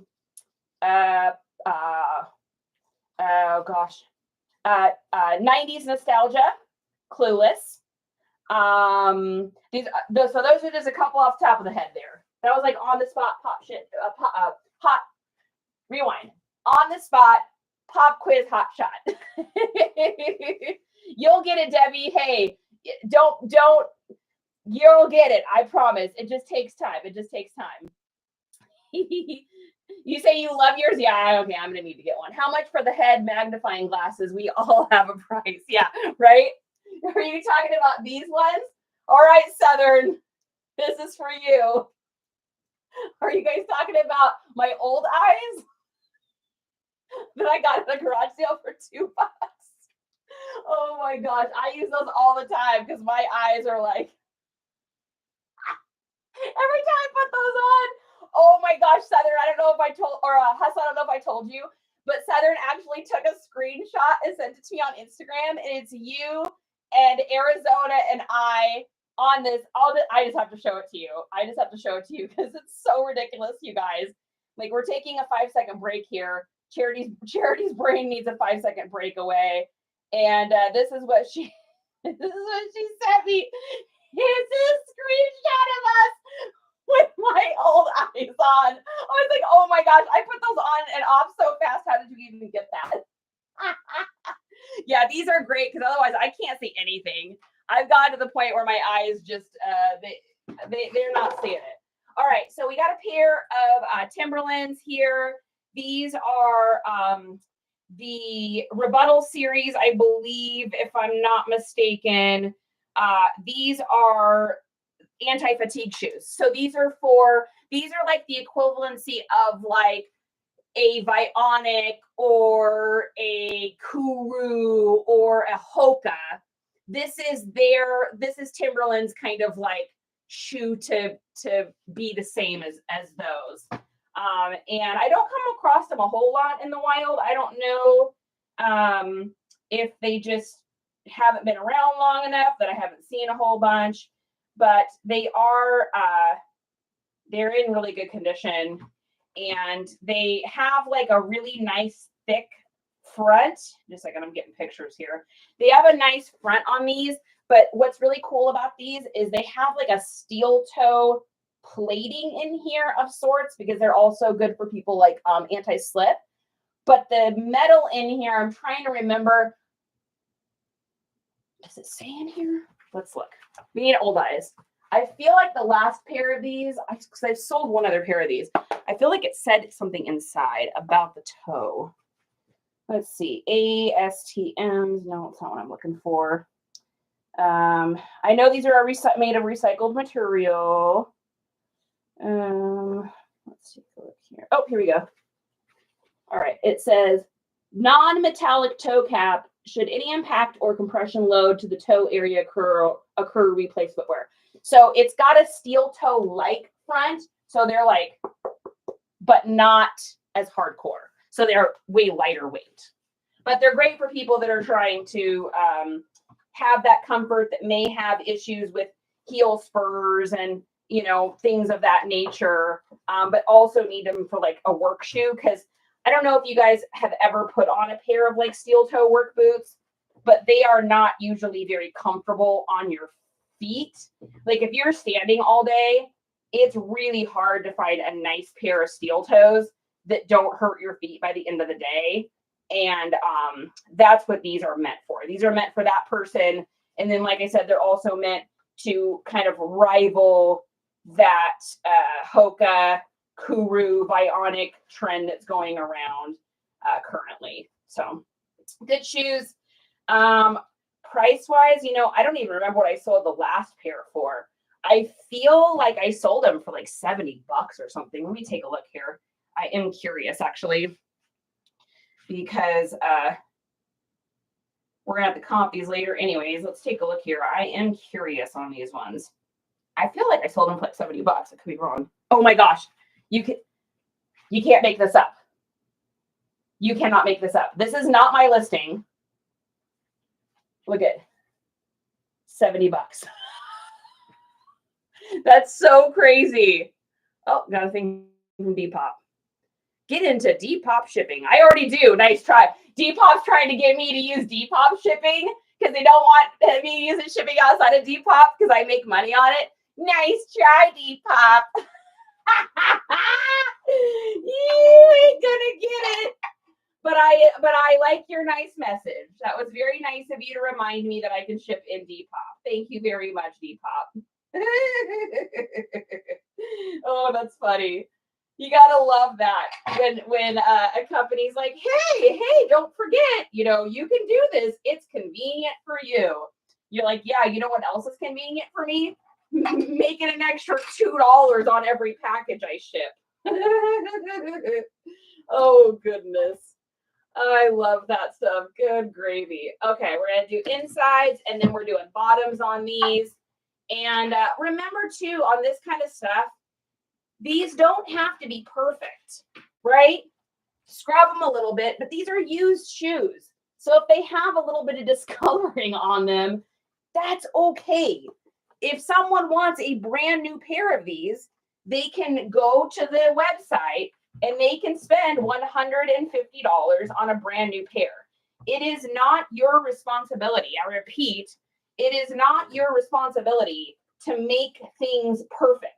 This isn't like, how much time can I spend helping this other person out so they can get basically new shoes for a discount? This is, I got to pay my mortgage. I got to pay for kids cheerleading. I got to pay my car payment. I got to pay, what else do you guys have bills for? Groceries and insurance and blah, blah, blah, blah, blah. Like we all have to pay for a lot of things. And I don't expect the power company to shine the outside of my power meter every month. I do expect to get a bill from them, but I'm not going to be like, oh, I'm not going to pay because the power meter isn't in perfect condition. It's an outside power meter. These are outside used shoes. So I'm giving you permission on this go live to say, stop with the insanity, clean them up a little bit and move along. All right, we're getting into another pair of cowboy boots here. Pick these up for $5. These are probably like a $45 pair of boots. A little pair of Justins. They have some wear, but they still have a ton of life in them. Clean them with that Wyman leather cleaner. If you're just joining us, this is what I use for all leather cleaning. Works great. And it definitely helps to repolish things up. Composite. Thank you, God. Very nice. Very, very nice. Oh my goodness. Oh, you guys, you're so funny. Oh, Vicky says, Depop doesn't let me change the option on shipping. I have to use their shipping. That's interesting, Vicky. I don't have that issue, but again, I use Vendu. So I am creating the listing and importing it into Depop. I'm not sure if that makes a difference. I could be mistaken. That may have nothing to do with it. Do you have it in your link? Yes, every single thing that you guys have seen me use is all in my link in my bio because that's the only place I buy stuff. I'm not a store person, guys. I went into Kohl's and had to buy a pair of shorts because I couldn't get a used pair in time. I had to go in and get a pair of shorts for the water park one day. We were literally on our way there and I had to just buy something. I was telling the cashier there, I said, this is the first time I have bought something brand new in a store in probably, I don't even know how many years upon years upon years. I just order everything. I buy a lot of stuff from resellers. Obviously I have to get some stuff from the store, but even at HEB, our grocery store, I order online and then we pick up our groceries because I don't know. It's funny. This is what I do for a living, but I don't like just going shopping. I know that's probably like a ridiculous thing to admit, but I'm just not someone that likes to go in stores and deal with all that. Again, time is money. And for me, I would rather take my free time and, go see a show. Oh my gosh, I'm so excited.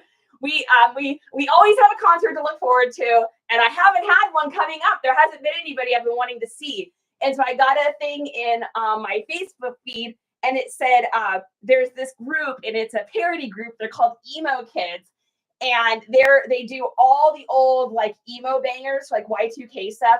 So like Fall Out Boy, Take You Back Sunday, Jimmy Eat World, Blink-182, like all those awesome banger bands, which is a lot of what I listen to. And they're coming to Austin in October. So I just got tickets for that. And it was so perfect too, because I had just sold that Seahawks shirt on Poshmark, made like, I don't know, I think we made like $24 or something on it. The tickets were $12 a piece. So I wound up buying our tickets with our Poshmark profits. So the tickets really only cost me $2 because that's how much that shirt cost me at a garage sale. So the way I look at it is I'm going to a concert for $2. Oh my goodness. I'm buying stuff today and I need it. Thanks. Yeah, for sure. I use FLYP and Depop would no longer let me do my own shipping. That's interesting. Yeah, I don't know what FLYP is. I don't want to drive around the 3 stores looking for something they might have. Marie, you and I are on the same page there. Yeah, I'm not sure what that. I saw the Cure in Denver. Oh, that's so amazing. Oh my gosh, I would have loved to see that. Denver is my heart. Like on my bucket list is to see a concert at Red Rocks. I've never been there before. That's where my family's from. We're all from Denver and Littleton. My dad lives up in Kitteridge now. And I would love to see that. The Cure is actually the very first tape I ever got given to me. It was for my 14th birthday. I wasn't allowed to listen to rock music at the time or any secular music. So my mom had to listen to it. I don't think she really understood any of the lyrics. And so she was like, she's like, okay, you can listen to it. And I'll never forget, I got it from this girl named Mandy Harlow. Best present I ever got. And all I wanted was that tape so badly. Hi, Oztap. Oh, Dick. Hi, buddy. You want to say hello? Come here. Somebody wants to say hi, you guys.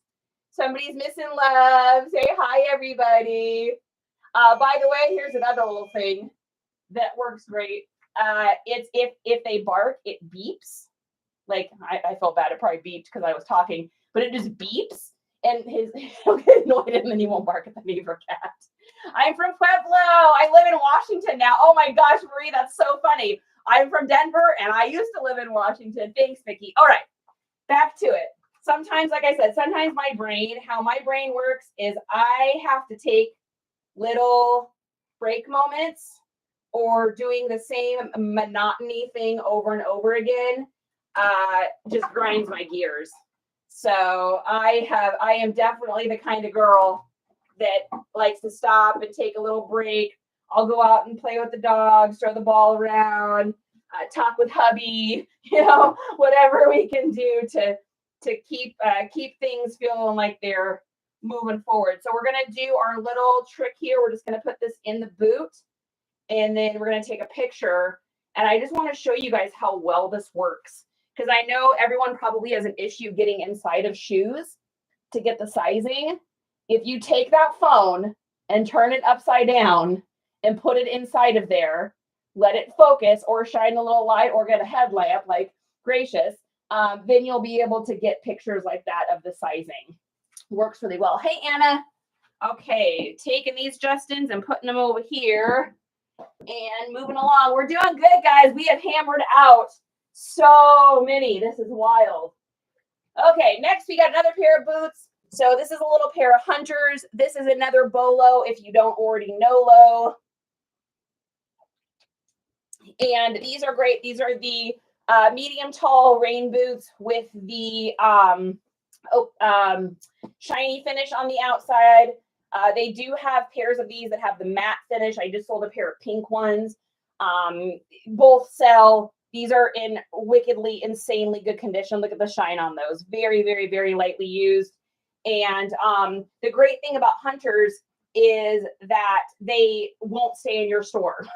They always sell. I don't ever have a problem. I've never had a pair of Hunter boots sit in my store for longer than a week. I even just recently, and you guys may have seen, you might have been on, when I had that pair of like super busted Hunters. Someone had gone outside and like spray painted cabinets or something. So there's spray paint all down the front. We still sold those suckers for like, I think $30 or something. So they're just the kind of thing that's kind of like Ariat. So Ariat is another brand that it doesn't really matter what the condition is. Levi's too. I mean, I have sold some seriously questionable conditioned Levi's and people love them. Now, these ones here have a little bit of discoloring here and there. It's just to be expected. A lot of the hunter boots are like this, especially the colored ones. It's really hard to find these without some sort of discoloring. A lot of times it'll be, you know, they cross their legs and rubbed up on a pair of their darker jeans. Or, I mean, they're meant for working outside. So you're going to end up with, you know, some discoloration. I have yet to have anybody complain. Of course, I always disclose everything in my listings. And again, taking that picture from the inside with the phone upside down, it just allows you to see everything. These are the original gloss talls. And do we get the size on that? Let's take a look here. Yep, UK 5, US 6. Perfect. All right. Moving right along. We're getting there, folks. We're getting there. It's getting exciting. There's a light at the end of the shoe tunnel. Okay, next is a pair of Merrells. Another great pickup. They come in boots. They come in sandals. They come in comfort loafers. These are what's called a driving shoe. So if anyone's wondering what this kind of loafer is called, this is called a driving shoe. These will also get tagged Eclectic Grandpa. Think like 1974, nope, rewind, 1968 Lincoln, big, huge, long car, big, huge boat. Some guy's getting out in a button-up cotton shirt with a vest over it that's got a pattern of, like, you know, wolves or diamonds on it. He's got some baggy high water chinos on and a pair of driving shoes. That's really big right now. So even though technically these aren't totally Eclectic Grandpa, just the fact that they are even in that realm, I'm still going to put that in there, as well as, you know, grandpa core, dad shoes, dad core, all that kind of stuff. All right, we're going to put our little guys in here and we will get some pictures. So these are pretty big to do up and down. Let's take a look and see if we like it. Oh yeah, no, that looks good still. Sometimes on the taller shoes or the bigger sizes, it'll look a little funky, but that still looks really good to me. And these are in great condition. These are an easy $60, I would say. I'm not seeing any flaws really. A couple little spots here on the leather. I could get really crazy and try to, you know, do all sorts of stuff to that, but I'd rather ask $2 less or $3 less and never have to deal with that. It's like, I already cleaned them with leather cleaner. I did my job. I scrubbed the bottoms. They look clean. There's no dirt or any grossies on them. That's about as crazy as I'm getting as far as the cleaning situation goes. I'm not going to get too particular about that. We are going to grab a picture of the insides of these, though, just because they have a little bit of wear. And then, of course, we need to get our size. So we're just going to do phone upside down. We're going to get right up on there close, get a picture, take a look. And looks like a 11. Is that what that says? Yeah. Question mark 11. Oh my gosh, guys, we need them. We need Old Eyes back. Let's see. What does Old Eyes say? Old Eyes says they are an 11 and a half. So that's why we look. So I'm going to go 3 times in on this. Perfect. All right. Thank you, Old Eyes. You saved the day again. You're amazing. Okay, put those. I wish I could tell you guys where to get those. I probably should put some in my store, but like I said, I got those from a garage sale. So, are there Levi's that don't sell? Yeah, I don't pick up a lot of the newer ones, like the new women's, like the Denizen brands, or the women's Levi's that have like the really skinny tag on the back. I don't really pick any of those up. Guys Levi's, pretty much everything sells. Let me see. My favorites are probably like, 505 classics. You can't go wrong with that. 501 button flies. If anything's a button fly, I always pick it up. I'm trying to think what else. 517 boots. Those ones do well for me. Of course, anything that's got a silver tab you want to pick up, anything with a black tab, anything with an orange tab, anything with the big E you want to pick up. Women's Levi's, I'm a little bit more particular with them. However, if I get them for $1 at a sale, I'll still pop them up for $10 and they'll sell. I just don't seek after them as much as I do the guys' jeans. The quality of how they're made is just a little bit better. Okay, next we've got a pair of Keens. So we already talked a little bit about that. Keens, another pair. Bend, bend. So what you're looking for here is bubbles. You'll see like it's almost as if the paint is coming off of it. You'll see either bubbles or you'll see little micro fractures. So if you bend, bend, look for that. And then you're going to go twist, twist. You're looking to see, is this popping up on the top? Is there any crack? If there's a crack, don't get them, because that literally means that they are at the beginning of dry rot. So always, always, always check for those things. These are in really good condition, so we're good to go on that. Those ones I showed you earlier, those Clarks, no, they were the Danskos. Are those out? Where are those? Oh my gosh, you guys, I just realized we have another rack of shoes. Oh my gosh, I just realized there's a whole other rack in the living room. I was thinking we were getting close to done.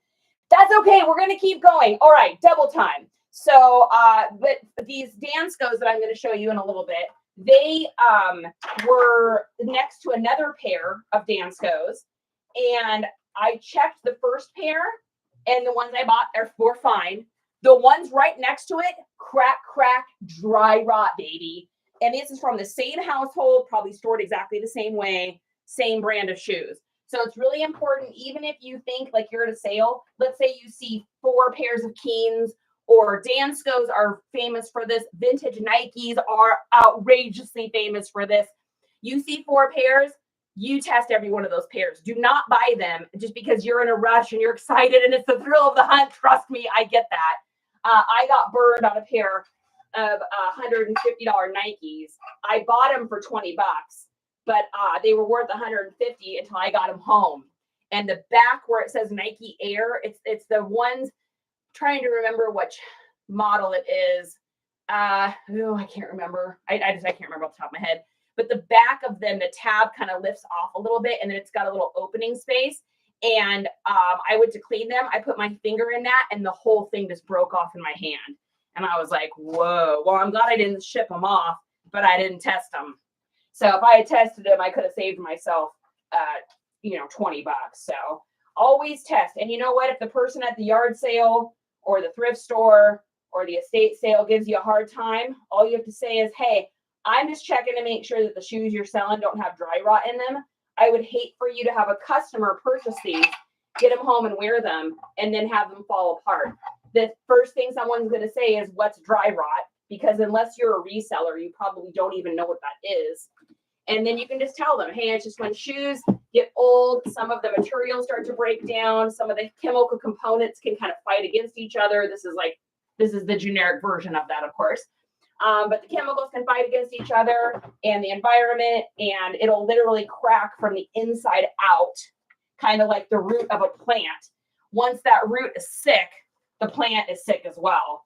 And unfortunately, there's no coming back from dry rot. There is no fix. I don't care what anyone tells you. I will die on that hill. You cannot fix dry rot once it starts. Yeah, nice. React? Question mark. I'm not sure what that means, God. You have to clarify. Hey, Chica. All right, guys. Next, we've got a pair of Crocs. This is really interesting. I had never seen these before. So this was a brand new find for me. It's got leather sides. It's got suede backs. It's kind of like a cream ivory color on the rest of the shoe. It's got the classic Croc inside. Oh, hi, sweetheart. Do you want to say hello to everyone? Come here. This is the other one. So this is Sally, or as we call her, Salarina Lugosi Rascalina Rabici. So say hi, everybody. This is my little peanut. All right. Go play, guys. Love you. You got to go play. Go get that piggy. Go get Piggy. Where's Piggy, Mama? Okay. Anyway, sorry. Oh, Nike React might have been. I don't think it was the Reacts. I know what you're talking about though.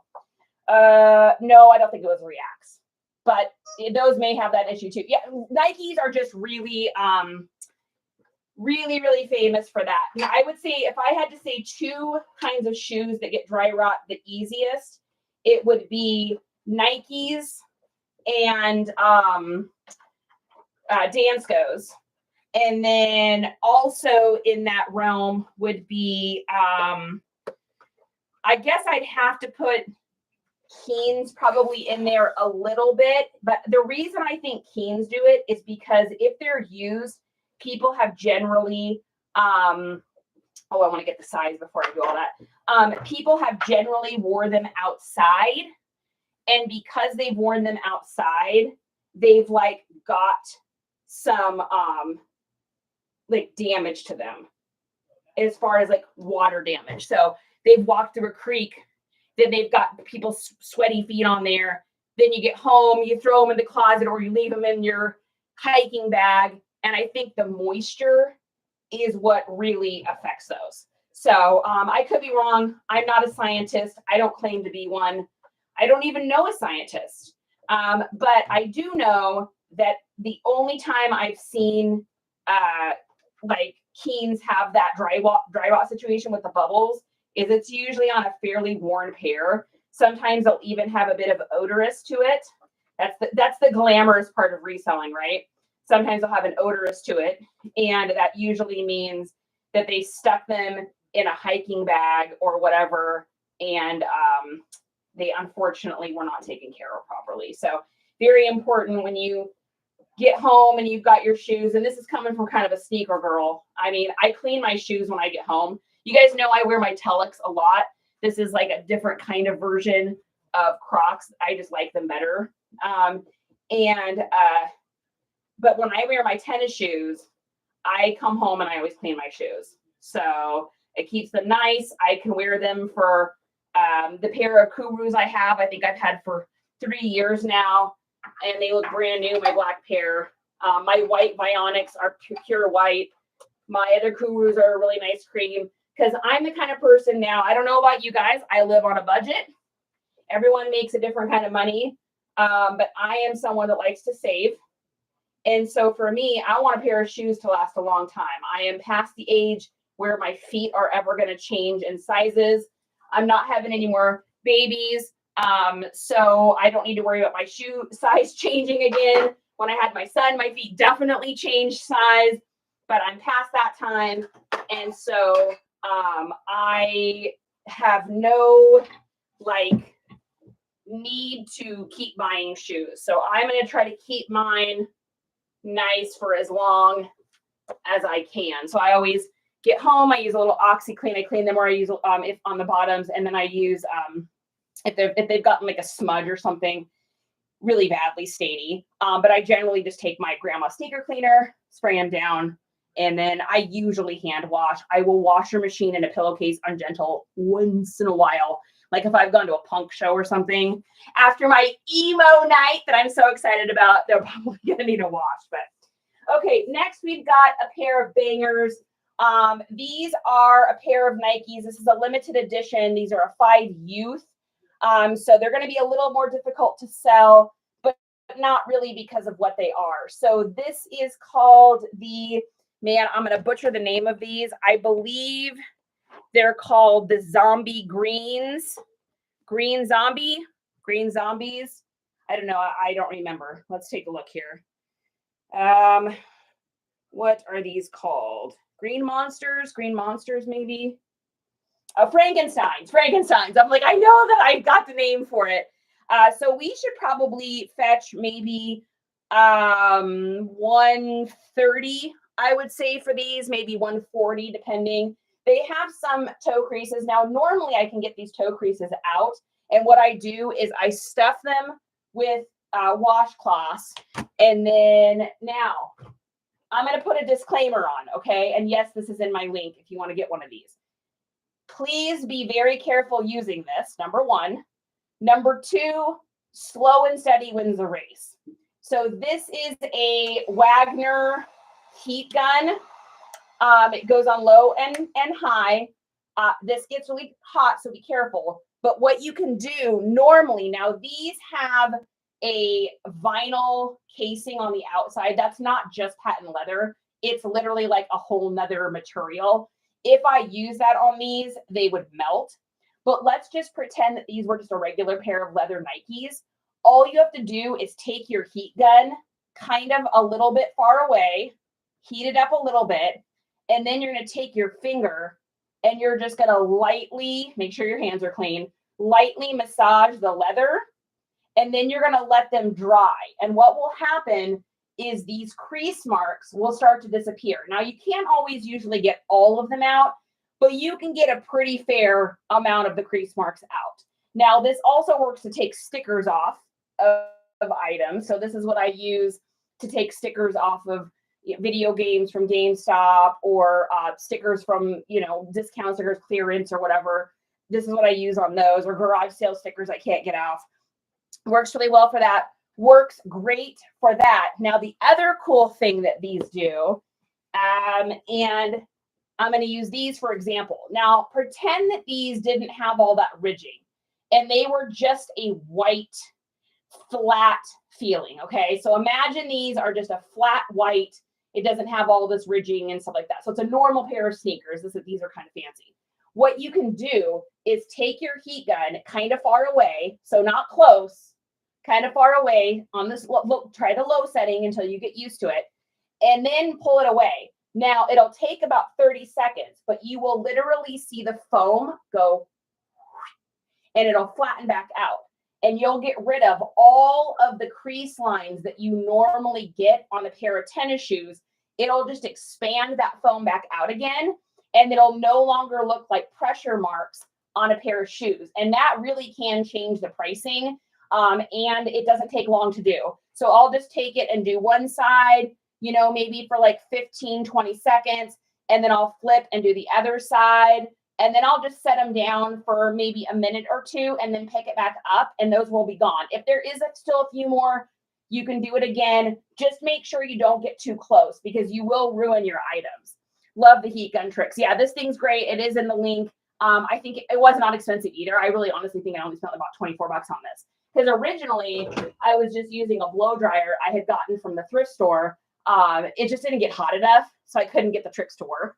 So that was one of that was in my cart to be purchased. I think it was in there for like a month or so until I got paid. And then I was like, okay, I'm getting that gadget. So, all right, let's get these Nikes done here. And we're probably going to do, I think that's going to fit, but we're going to get a picture of the insides here. And I'm guessing that they'll probably have to go to the authenticator anyways. Sometimes if I'm worried if Nikes are real, there's an app. I don't know if anyone else in here has ever used it. It's called Check. So think of it like CHEK. And you can, you basically buy these tokens, like these coin virtual tokens, and then you can spend them to have your shoes authenticated. So what you'll do is you'll send like pictures. They'll ask you, it's really easy to use and user friendly. They'll ask you like, show us the inside, show us the outside, show us this. And so you basically just follow along with the instructions. And as you're following along with instructions, it just loads the pictures in for you. And then if you have like a premium subscription, which I don't have, I'm not spending money on that. But if you have a premium subscription, it like really quickly sends you a thing, whether they're authentic or not. So if you're like out in the wild and you're, garage sailing or something, and you want to buy shoes and you're not sure if they're real, it would pay to have the premium. I think maybe you can buy the extra token or something to get the higher thing. I don't really remember. I don't know how that part works because I've never done it that way, but they'll authenticate it for you. Now, that doesn't mean anything on eBay. eBay could still come back and say, sorry, we don't think these are real, even if you know that they are.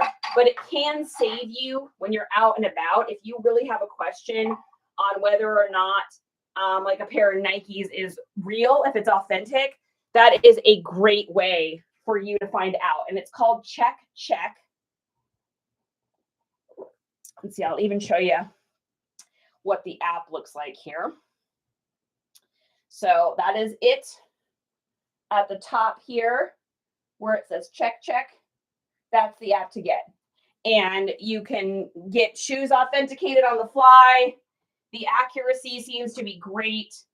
I have used them a couple times. I had gotten a pair of blue and black Jordan 23s, and I got them for free. Now, that being said, I was 99.9% sure that they were fake, but I was like, I still want to check them because I don't want to end up, throwing these out if for some weird reason they were authentic. And I did check. Of course, they came back not authentic, and I just tossed them. I'm not looking to sell, that kind of stuff. That's not my thing. So I just wound up tossing them. But I've had them do it for other shoes that I just was like, I think these are authentic. But then there's that little part of me that's like, oh gosh, but I don't really know this specific line very well. And they've come back authentic. So that's been great. I did that on a pair of White Wolves. And that's a super limited, hard to find suede shoe. I got them for like $10 and they sold for like $186 or something like that. So it's totally worth the check. I think it only cost me like $1 or $2 to have them authenticated. So totally worth it. And then I didn't have to worry about selling them and then getting them back from eBay or something like that. So Kayla, thanks for the live. You guys were at 3,000 hearts. I appreciate the love and the hearts. It lets me know that we are in this together. It also helps the old TT to be able to get this out to more people so that people can learn and see and grow and all that kind of stuff. Because we are truly better together in this business. Without each other, I don't think many of us would know what we were doing. I know I wouldn't know what I was doing. I'd still be a hot mess selling, mole repellent that I found at Goodwill. So we were talking about that earlier, what our first sales were. And I'm curious, anyone that didn't comment earlier today or wasn't on the live today, I'm curious what your very first reseller sale was. Mine was this like mole repellent stuff that comes with these little flags to tell you where you put the mole stuff in the yard. Got it for like $2 or something. I think it sold for like $10 or $15 or something. I don't even remember. But that was my first sale, which is like such a weird first sale item. But I mean, that's okay. We all got to start somewhere. So these are another little pair of, I think these are Clarks. They're really cute, actually. So these same kind of aesthetic, cottage core, granny core, grandma, whimsy, prairie, log and look, comfort, minimalist, simple. Those are all good little words. These do have a couple little scuffs on it. I don't think that one's going to come off. Let's put on old eyes and take a look here really quick. But I think I might have already decided that wasn't going to come off. Let's take a look. And with these kind of shoes, I can't use much on these or it's going to mess with them. Jack's in here? No, Jack was in here for a minute though, honey. He came in, he said hello to everyone, and so did the meatball. Let's see. Yeah, I'm hesitant to scrub this too much. When someone buys these, I think they might be able to get that off. I have ruined enough things in my reselling career trying to fix something that I just don't do it anymore. Remember the red Kate Spade purse, honey? Remember the red Kate Spade purse?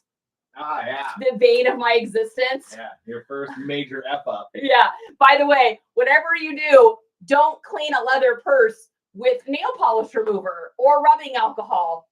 Fun fact. Yeah. Didn't know. In case that idea, whatever crossed your mind. In case that idea, whatever crossed your mind. I didn't know. I mean, we're all baby resellers when we start, right? I was a baby reseller. I feel like I still am in a lot of ways. So I am going to get a picture of that little scuff there. There's a couple little scuffs on the toe.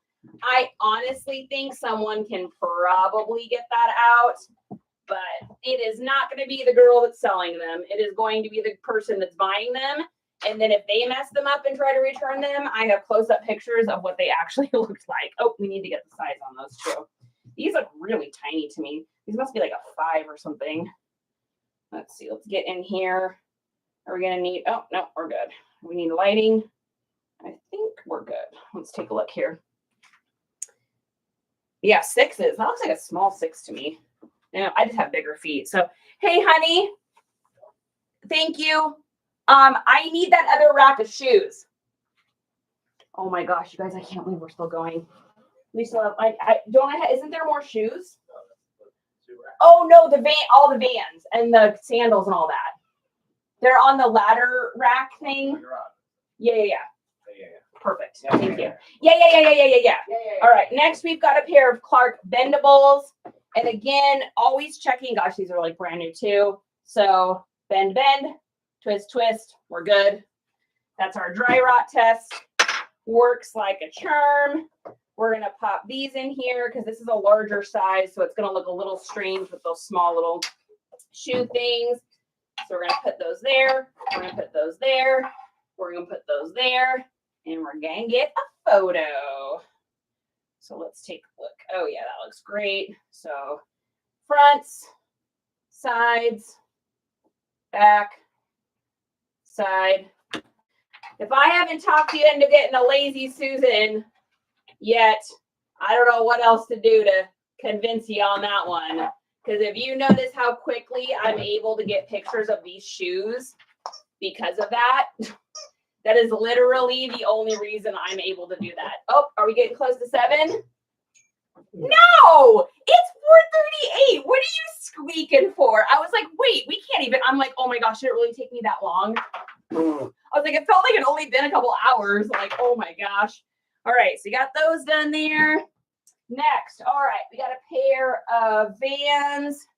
And so these ones here, I ran through the washer machine, so they're nice and clean. They still have just a tiny bit of discoloring on the edges there. So what I'm going to do is I am going to get, excuse me, honey, just a little rag here, and we're going to clean those up, and we should be able to do it in about 60 seconds. It shouldn't take that long. So I'm just going to use my little thing here, my little pump guy. And I like using this because then I don't have to dip this upside down. So a little bit there. And then we're just going to go along them kind of quick. We don't need to be crazy about it. These are used shoes. But sometimes just getting that extra little bit of discoloration off makes a big deal. A lot of times with these Vans, it'll kind of get on those edges in the back too. So I think that looks better. All right. Easy peasy. Look at how much better that looks. Look at the difference. Just that little tiny, look at the difference in those two shoes. So clean white. Can you guys see the dirt on those? That's like a huge difference, right? You wouldn't think that that little tiny bit, but that's going to take them from, selling them for 35 or whatever these are. I don't know what the specific model comps for, 30 or whatever these are, and then making them a $5 more pair of shoes for a matter of me cleaning them for, 60 seconds. That's making like, I don't know what, $100 an hour doing that. So that's kind of how I think of things, is I think of them in like the time frames of like, how long is something taking me to clean? And would I be happy getting that extra amount of money in an hour? If the answer is no, then what am I doing with my time? That looks pretty good. Not bad. Not bad at all. Okay, so let's get these inside of our little things. Are these going to fit in there? These might be too tiny for that. Oh, no. They fit. Come on. Get on in there. Oh, yeah, that looks nice in there, too. So that's why these are great. Look at the difference, you guys. So look at that, how that shoe looks with this plastic thing in. And then look at how it looks without it. Looks like crumpled and wrinkled. And, that's the thing, is it's not going to look crumpled and wrinkled on someone's foot. So why do you want it to look crumpled and wrinkled in your listing. That's how I look at it anyway. But if you can't swing those yet, just do what I do. Put them in your little cart thing. And then as you get paid, get it. Decide, what do I need to get this month? This was one of my other things. So I cashed out my Macari. I always cash it out when it gets to 100 and got myself a new mount for my iPad for my wall because right now I'm using a stand. But every time I touch my table, it rocks the stand. So I picked that up for like $40 or something. That sat in my cart for a while too. So that's the way we do it, right? Make a little, spend a little, invest a little bit in, pay some bills. That's the name of the game, baby. That is the name of the game. So we're doing outsides. Now we're going to do insides. And then we're going to do bottoms. And then on Vans, it's also super important that you get these red tags on the back pretty well, because people will purchase this depending on how worn the back tags are. And I'm not looking to deceive anybody, right?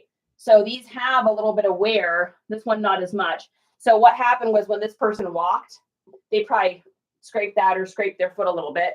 So it's super important to get a picture of those, or you will, especially with Vans, people, Vans, Converse people are like that too. They will not be happy if they bought something and that's worn off on the back. That's going to be a problem. All right. So insides. And then of course we need our sizing. Van sizing is always on the inside. I usually list all of my Vans as men's, but then I also put it as unisex in the listing, because generally a woman knows what size they wear in men's, but someone buying male shoes doesn't always know what their size is in women's.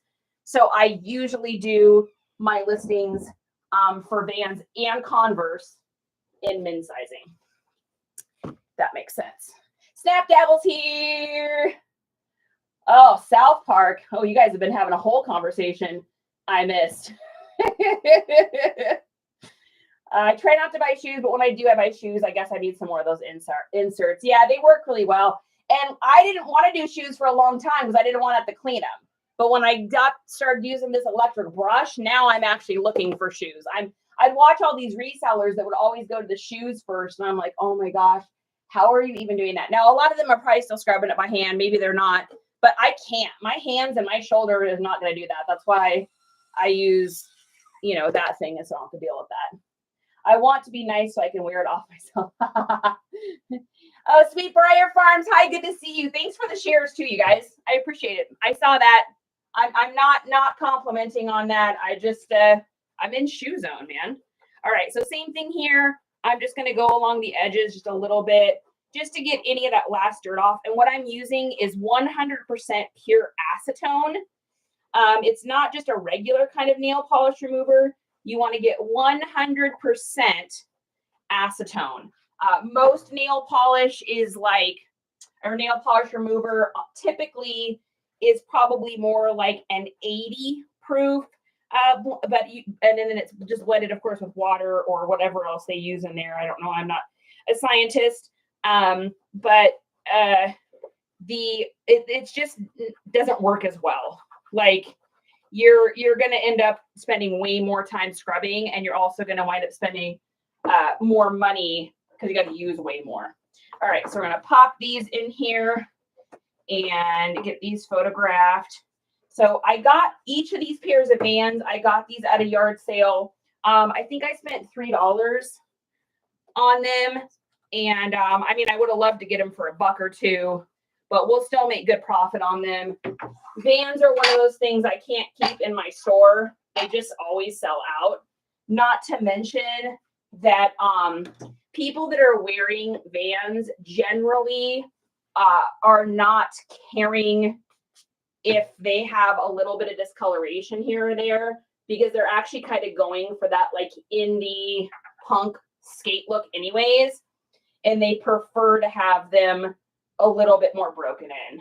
And these are kind of a unique pair because they're the black on cream instead of the black on white. So if you ever come across a pair of these in the wild and you're like, oh man, it's so discolored, I really need to clean those up. No, that's actually a cream color. They don't just come in the black and white. They come in like, it's like an off-white ivory cream color with the white stretch and the white soles. Okay, got all those. We need to get a picture of the inside of this. We're getting really close, you guys. We're getting close, and I am sweating. And then these have a little bit of wear on the inside, so I am going to snap a little photo of these.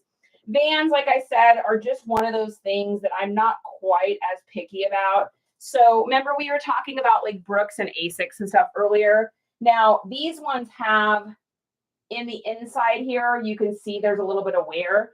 If this was a pair of like Asics or Brooks or something, I probably wouldn't get them if they were if they had those wear spots. Now that's just me. However, you know, you might be saying, oh, that's crazy, I would get them. But for me, it's just like in the tennis shoes, I just found they sit in my store a long time. Now in the Vans or the Converse or Docs or skater shoes, DCs, you know, old Etnies, anything like that, that demographic, that age group is just not as picky. And so you don't have to worry about it as much. I don't know if these are going to go in. That's feeling like I'm stretching it a bit. Let's see. These are going to lift up quite a bit, but that's okay. I'd rather do that than push that. I'm not looking to stretch these out or anything. How do kids do? You know, that is a good question. I would say if they're a vintage pair, I would definitely pick them up because you're going to be able to sell them aesthetic wise, especially if you're using trigger or descriptive words like Hamptons, deck shoes, preppy boat, rich kid, rich boy, rich girl, 80s, flash dance, 1980s, 80s nostalgia. Like if you're using that, you could even do 90s nostalgia. So aesthetic wise, you could do a lot of trigger words that will work for it. If it's a new pair of Keds, to be honest with you, I don't know that I know. I haven't come across newer Keds in the wild. So I don't know if that's something. If they were vintage, I would pick them up 100% because I would know that I could sell those over on Depop pretty stinking easy. So these are a nice little pair of baby blue on white, and actually the reds on the backs are still in really good condition on these too. These are very lightly used. They have a little spot right there. We're going to snag that up real quick here and get that off there. Did I know that'll come off? Perfect. All right. So again, a little acetone on there, and that's how quickly that will take that off if you're using the 100%. And then I didn't used to have one of those little bottles that I have now. I just would tip the bottle upside down. But the reason I got this thing is because I wanted to be able to, I saw actually another reseller on a video using that, and I was like, that's magic. And I was like, of course, it's a nail tech thing. How did I not think of that? Like, holy smokes. That's crazy. But I just didn't notice that's what it was. All right, let's get the sizing on these here. And what are these? These are, I think these look like a 5.5 is what they look like to me. Let's see. Yeah, I think that's what they are. It's funny. You do enough shoes and you start to really figure out like what sizings are just by touching them. Okay, another pair of Crocs here. Man, these things looked disgusting the other day. They were so gross. They were totally covered in just mud and gunk, and they shined up pretty nicely. They have a little bit of discoloration on the bottom. I may be able to get that out. Let's take a look here. I'm not going to get too crazy about it. I'll just do a quick little wipe down, and if it helps, great. If not, no biggie. Because the tops and the fronts and everything are so great. Like, I don't know if you guys remember these from our live the other day, but they were so disgusting. They were just covered, and they shined up so nicely. Just popping them in the washer machine. Of course, when I do, now that feels like a leather there, so we're not going to use any acetone on that. Let's get another little, we need a dish towel that I know sometimes I get to working and I forget what towels I've used for what. So this is where all dish towels go when they perish. They go into Charity's listing room pile, and then we just cut little squares, and it's perfect. It's a free solution. So that's something on the side there. I am going to use a little water on that. We are not using acetone on that. Do not use acetone on leather. You will dry it, you will bleach it, you will crack it, you will ruin it. So whatever you do, no rubbing alcohol, no anything. I have been asked this question a couple times too. I don't know if anyone has asked it tonight. What is the difference between using rubbing alcohol and the difference between using the acetone? The acetone just works faster, in my opinion. I mean, I still have bottles like this that I had bought when I was first reselling. In fact, I think I have like probably 6 bottles of these. I probably bought them in bulk. And I just find myself not using them because the acetone, the 100% acetone just works so much better. And really what it is it just works faster. And anytime I can, get something and use something where I'm not, doing the time is money situation, I'm all about that. So I don't want to have to, what is it? What's the saying? Work harder or work smarter, not harder. That's what I'm in the business of doing. I don't want to have to work any harder than I already work. And I know y'all probably feel the exact same way. If you are a reseller, then you're a hard worker. I think that people a lot of times don't appreciate the difficulty of doing this business. We got to stay up with the trends, and we're constantly in school because we're constantly learning, and we're trying to figure out mathematical equations on the fly, and we're seamstresses, and we're cleaners, and we're salespeople, and we're describers, and I mean, we're so many different things. And I think that a lot of times people don't realize that. And, I maybe was even guilty of that before I was reselling. I don't think I ever even thought of people. Oh, honey, these are my shoes. Remember my cream Kurus I was telling you that I love, that I take really good care of? I just washed these. And they have little rocks from the show we went to, but they did just get washed. That's funny. We aren't selling those. Those are my actual shoes. That's funny. That's such a guy thing to just be like, bring in all the shoes. Like, oh, those are yours. You wear those? Oh, that's crazy. I was maybe even a little guilty of not understanding reselling, and maybe, didn't know what people went through. I've always bought stuff secondhand, always. It's not that I didn't respect resellers. I just didn't realize the amount of work that goes into it. Like, it's a lot of work. We're not messing around here. It's a lot of work. So mad respect to those of you that came before me. I know we've had a couple people in here say they've been with eBay since 99. We've had people on here that said that they've been with eBay since 95 when it started. So I think that's pretty amazing. And who knows, man, maybe I even bought stuff from you at one point. That is highly, highly, highly possible that happened. And I don't think I probably even realized all the work that went in. I may not have even left reviews and stuff. Who knows? Because it's just not something I thought about, out of sight, out of mind. It's not something you're doing. You don't think about it. So I remember using nail polish on my pumps in the 80s. Marie, age is a state of mind. That's what I always tell myself. Hey, Gina. Oh, Tiffany, I'm happy to see you. And oh gosh, we're over 3,000 hearts, you guys. 3.2. Thank you. Ooh, it says TikTok is telling me start a new goal. What do I have to do? Okay, I'm not sure if I'm doing this right. Perfect. I don't know what that means, but I just follow the instructions. It's TikTok's world. We just live in it. Okay. Next pair we've got here is a pair of Clarks. These are artesian. Excuse me. Artesian, it says.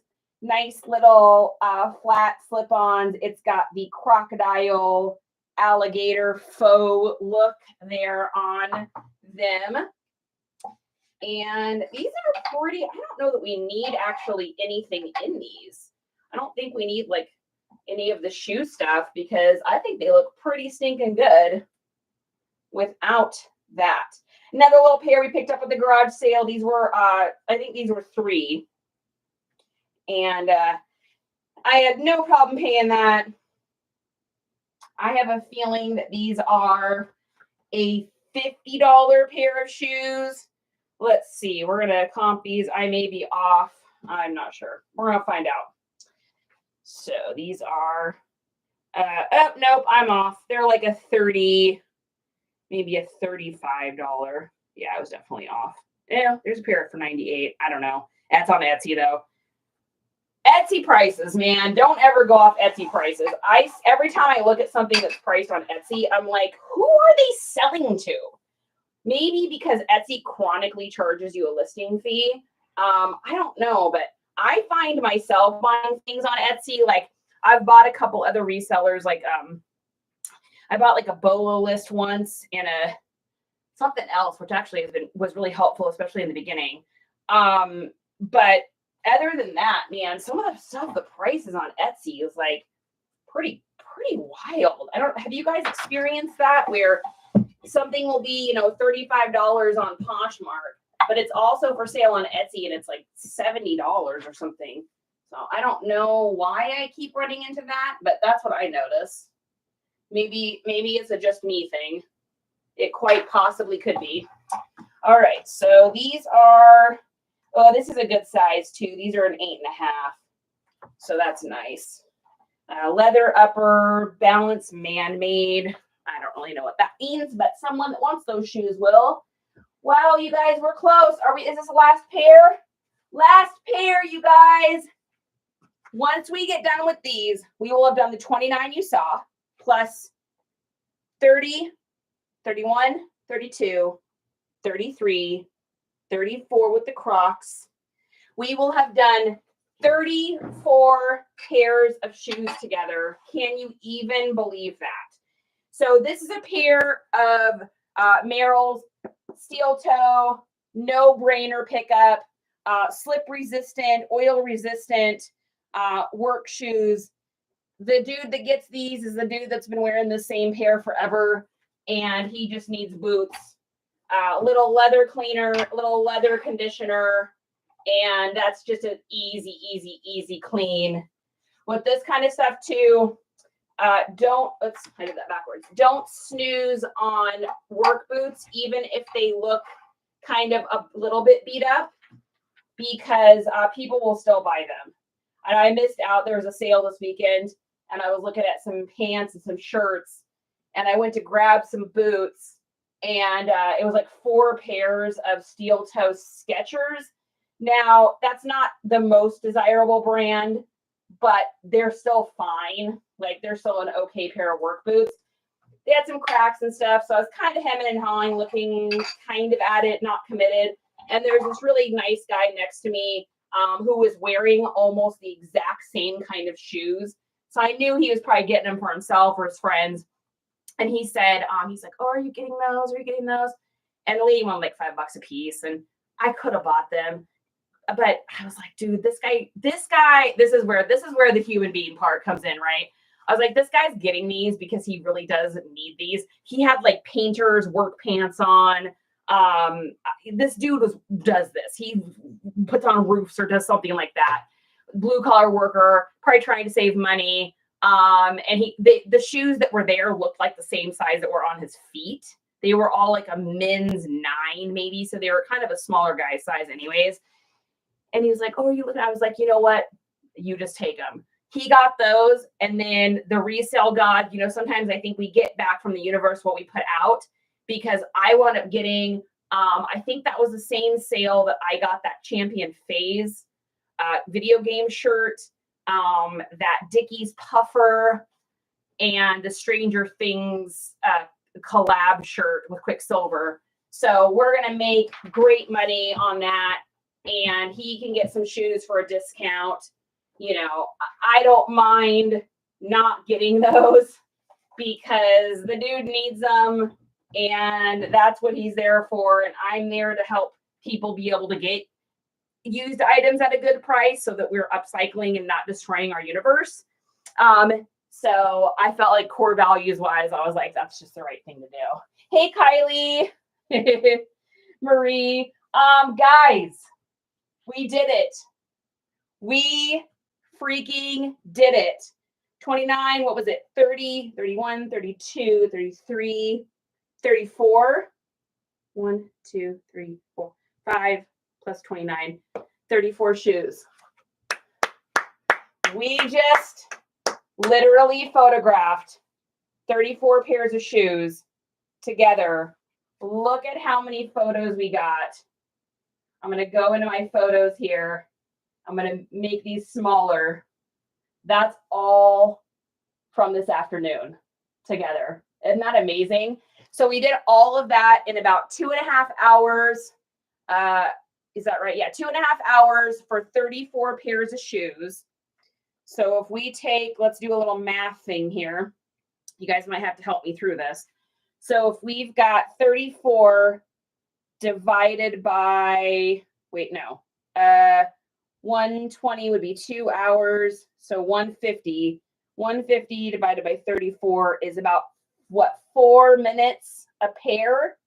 Is that right? Did I do that right? 4 times 34 is 136. I probably did that math wrong. I don't even know. I don't even know, you guys, if that's right. But that's not bad. That is not bad at all. And so I got a lot to do. I got a lot of listing. I do have one other pair. This would make 35, but I got to get laces in them. If you guys ever come across these kinds of Vans that have the suede on the top and then also the material, these cannot go in the washer machine. You might have other resellers that say that they can, and that's fine. Here's the problem. As someone that has avidly worn Vans for most of her life, until the last couple of years, I had to start getting specialty shoes because of the heel spurs and a couple other nerve situations that I have. But I always wore Vans and Converse before this. And with every single pair of these I've ever had to have suede, if I've tried to wash them in the washing machine, they're fine for like the first couple of wears, and then they start to like get it cracking.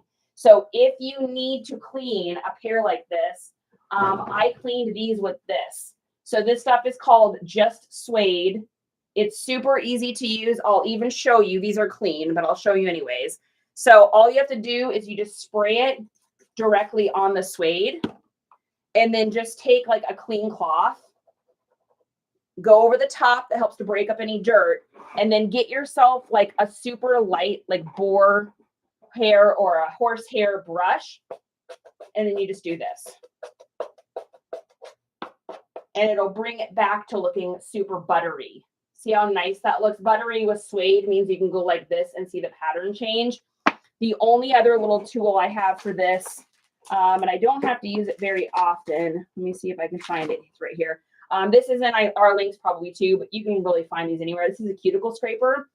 So if you ever get suede and it's got like stains or spots, because a lot of people don't know how to clean suede properly, so they'll mess them up and then give them to Goodwill or sell them at the garage sale. All you have to do is take your cuticle scraper and you just go lightly over the suede, kind of slow, and it'll break up all the stuff that's there. So you can use the curve end. You can also use this flat end if you go really carefully. I almost always just use this curve end here, and it just breaks them up. So what you would do is you'd break up that dirt and then a couple sprays, and then just take your thing. You can either take a light rag and wipe. I usually do this because I think it's easier, and then just right across, just like that. Easy peasy, lemon squeezy, nice and buttery. Same thing back in here. So that's how I cleaned these. It's just a way nicer way of doing it. And your customer will wear them once and then complain about the way that they look. I use the brush and eraser. I'm not sure what that is, Guy. What do you mean by brush and eraser? Is it like a magic eraser? You know, I was doing the magic eraser for a little bit. Here's my problem. They just fall apart. I don't know. I was using the sneaker cleaner ones too, which I really liked at the beginning, but they just fall apart so easily that I just stopped using them. So now, I mean, really all I'm using is this electric one, cuticle scraper if I have to for suede, boar bristle or horse brush bristle, the just suede, and the grandma sneaker cleaner. That's pretty much everything I'm using. Acetone. I think that's really it. And then the Wyman's cleaner for leather. That's kind of all my little tricks. Oh, it's a kit. Oh, gotcha. Okay, cool. Perfect. Why have I not seen this photography set of yours?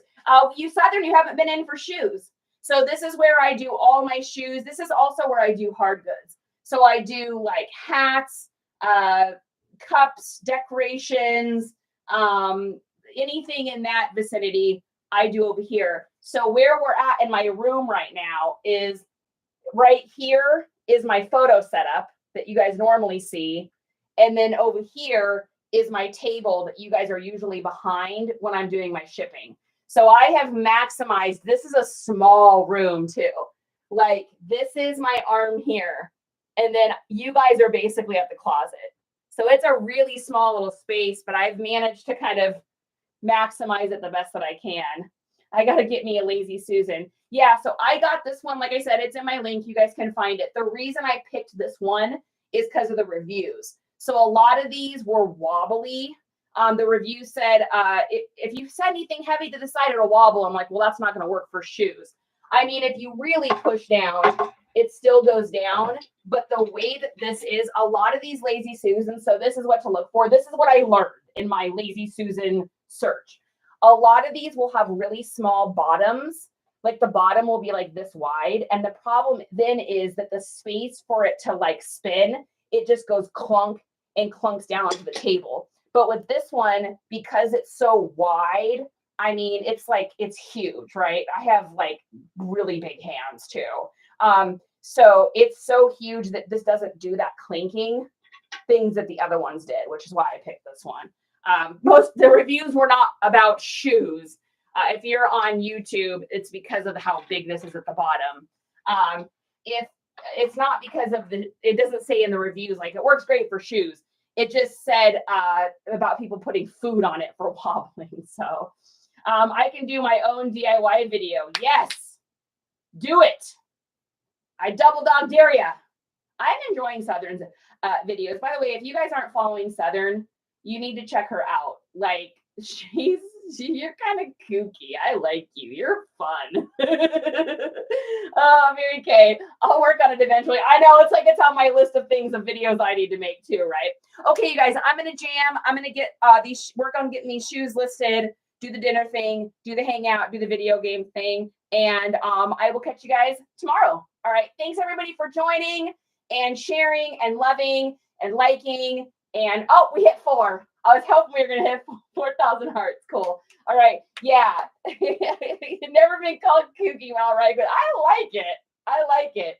Yeah. Join my team. Woo. Love it. All right, you guys. Have a good night. Bye, everybody.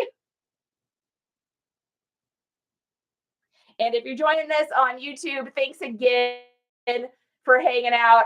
I know I wasn't on this video a ton, but if you have any questions, you're more than welcome to shoot me over a message, and I will see all of you tomorrow. Bye, YouTube.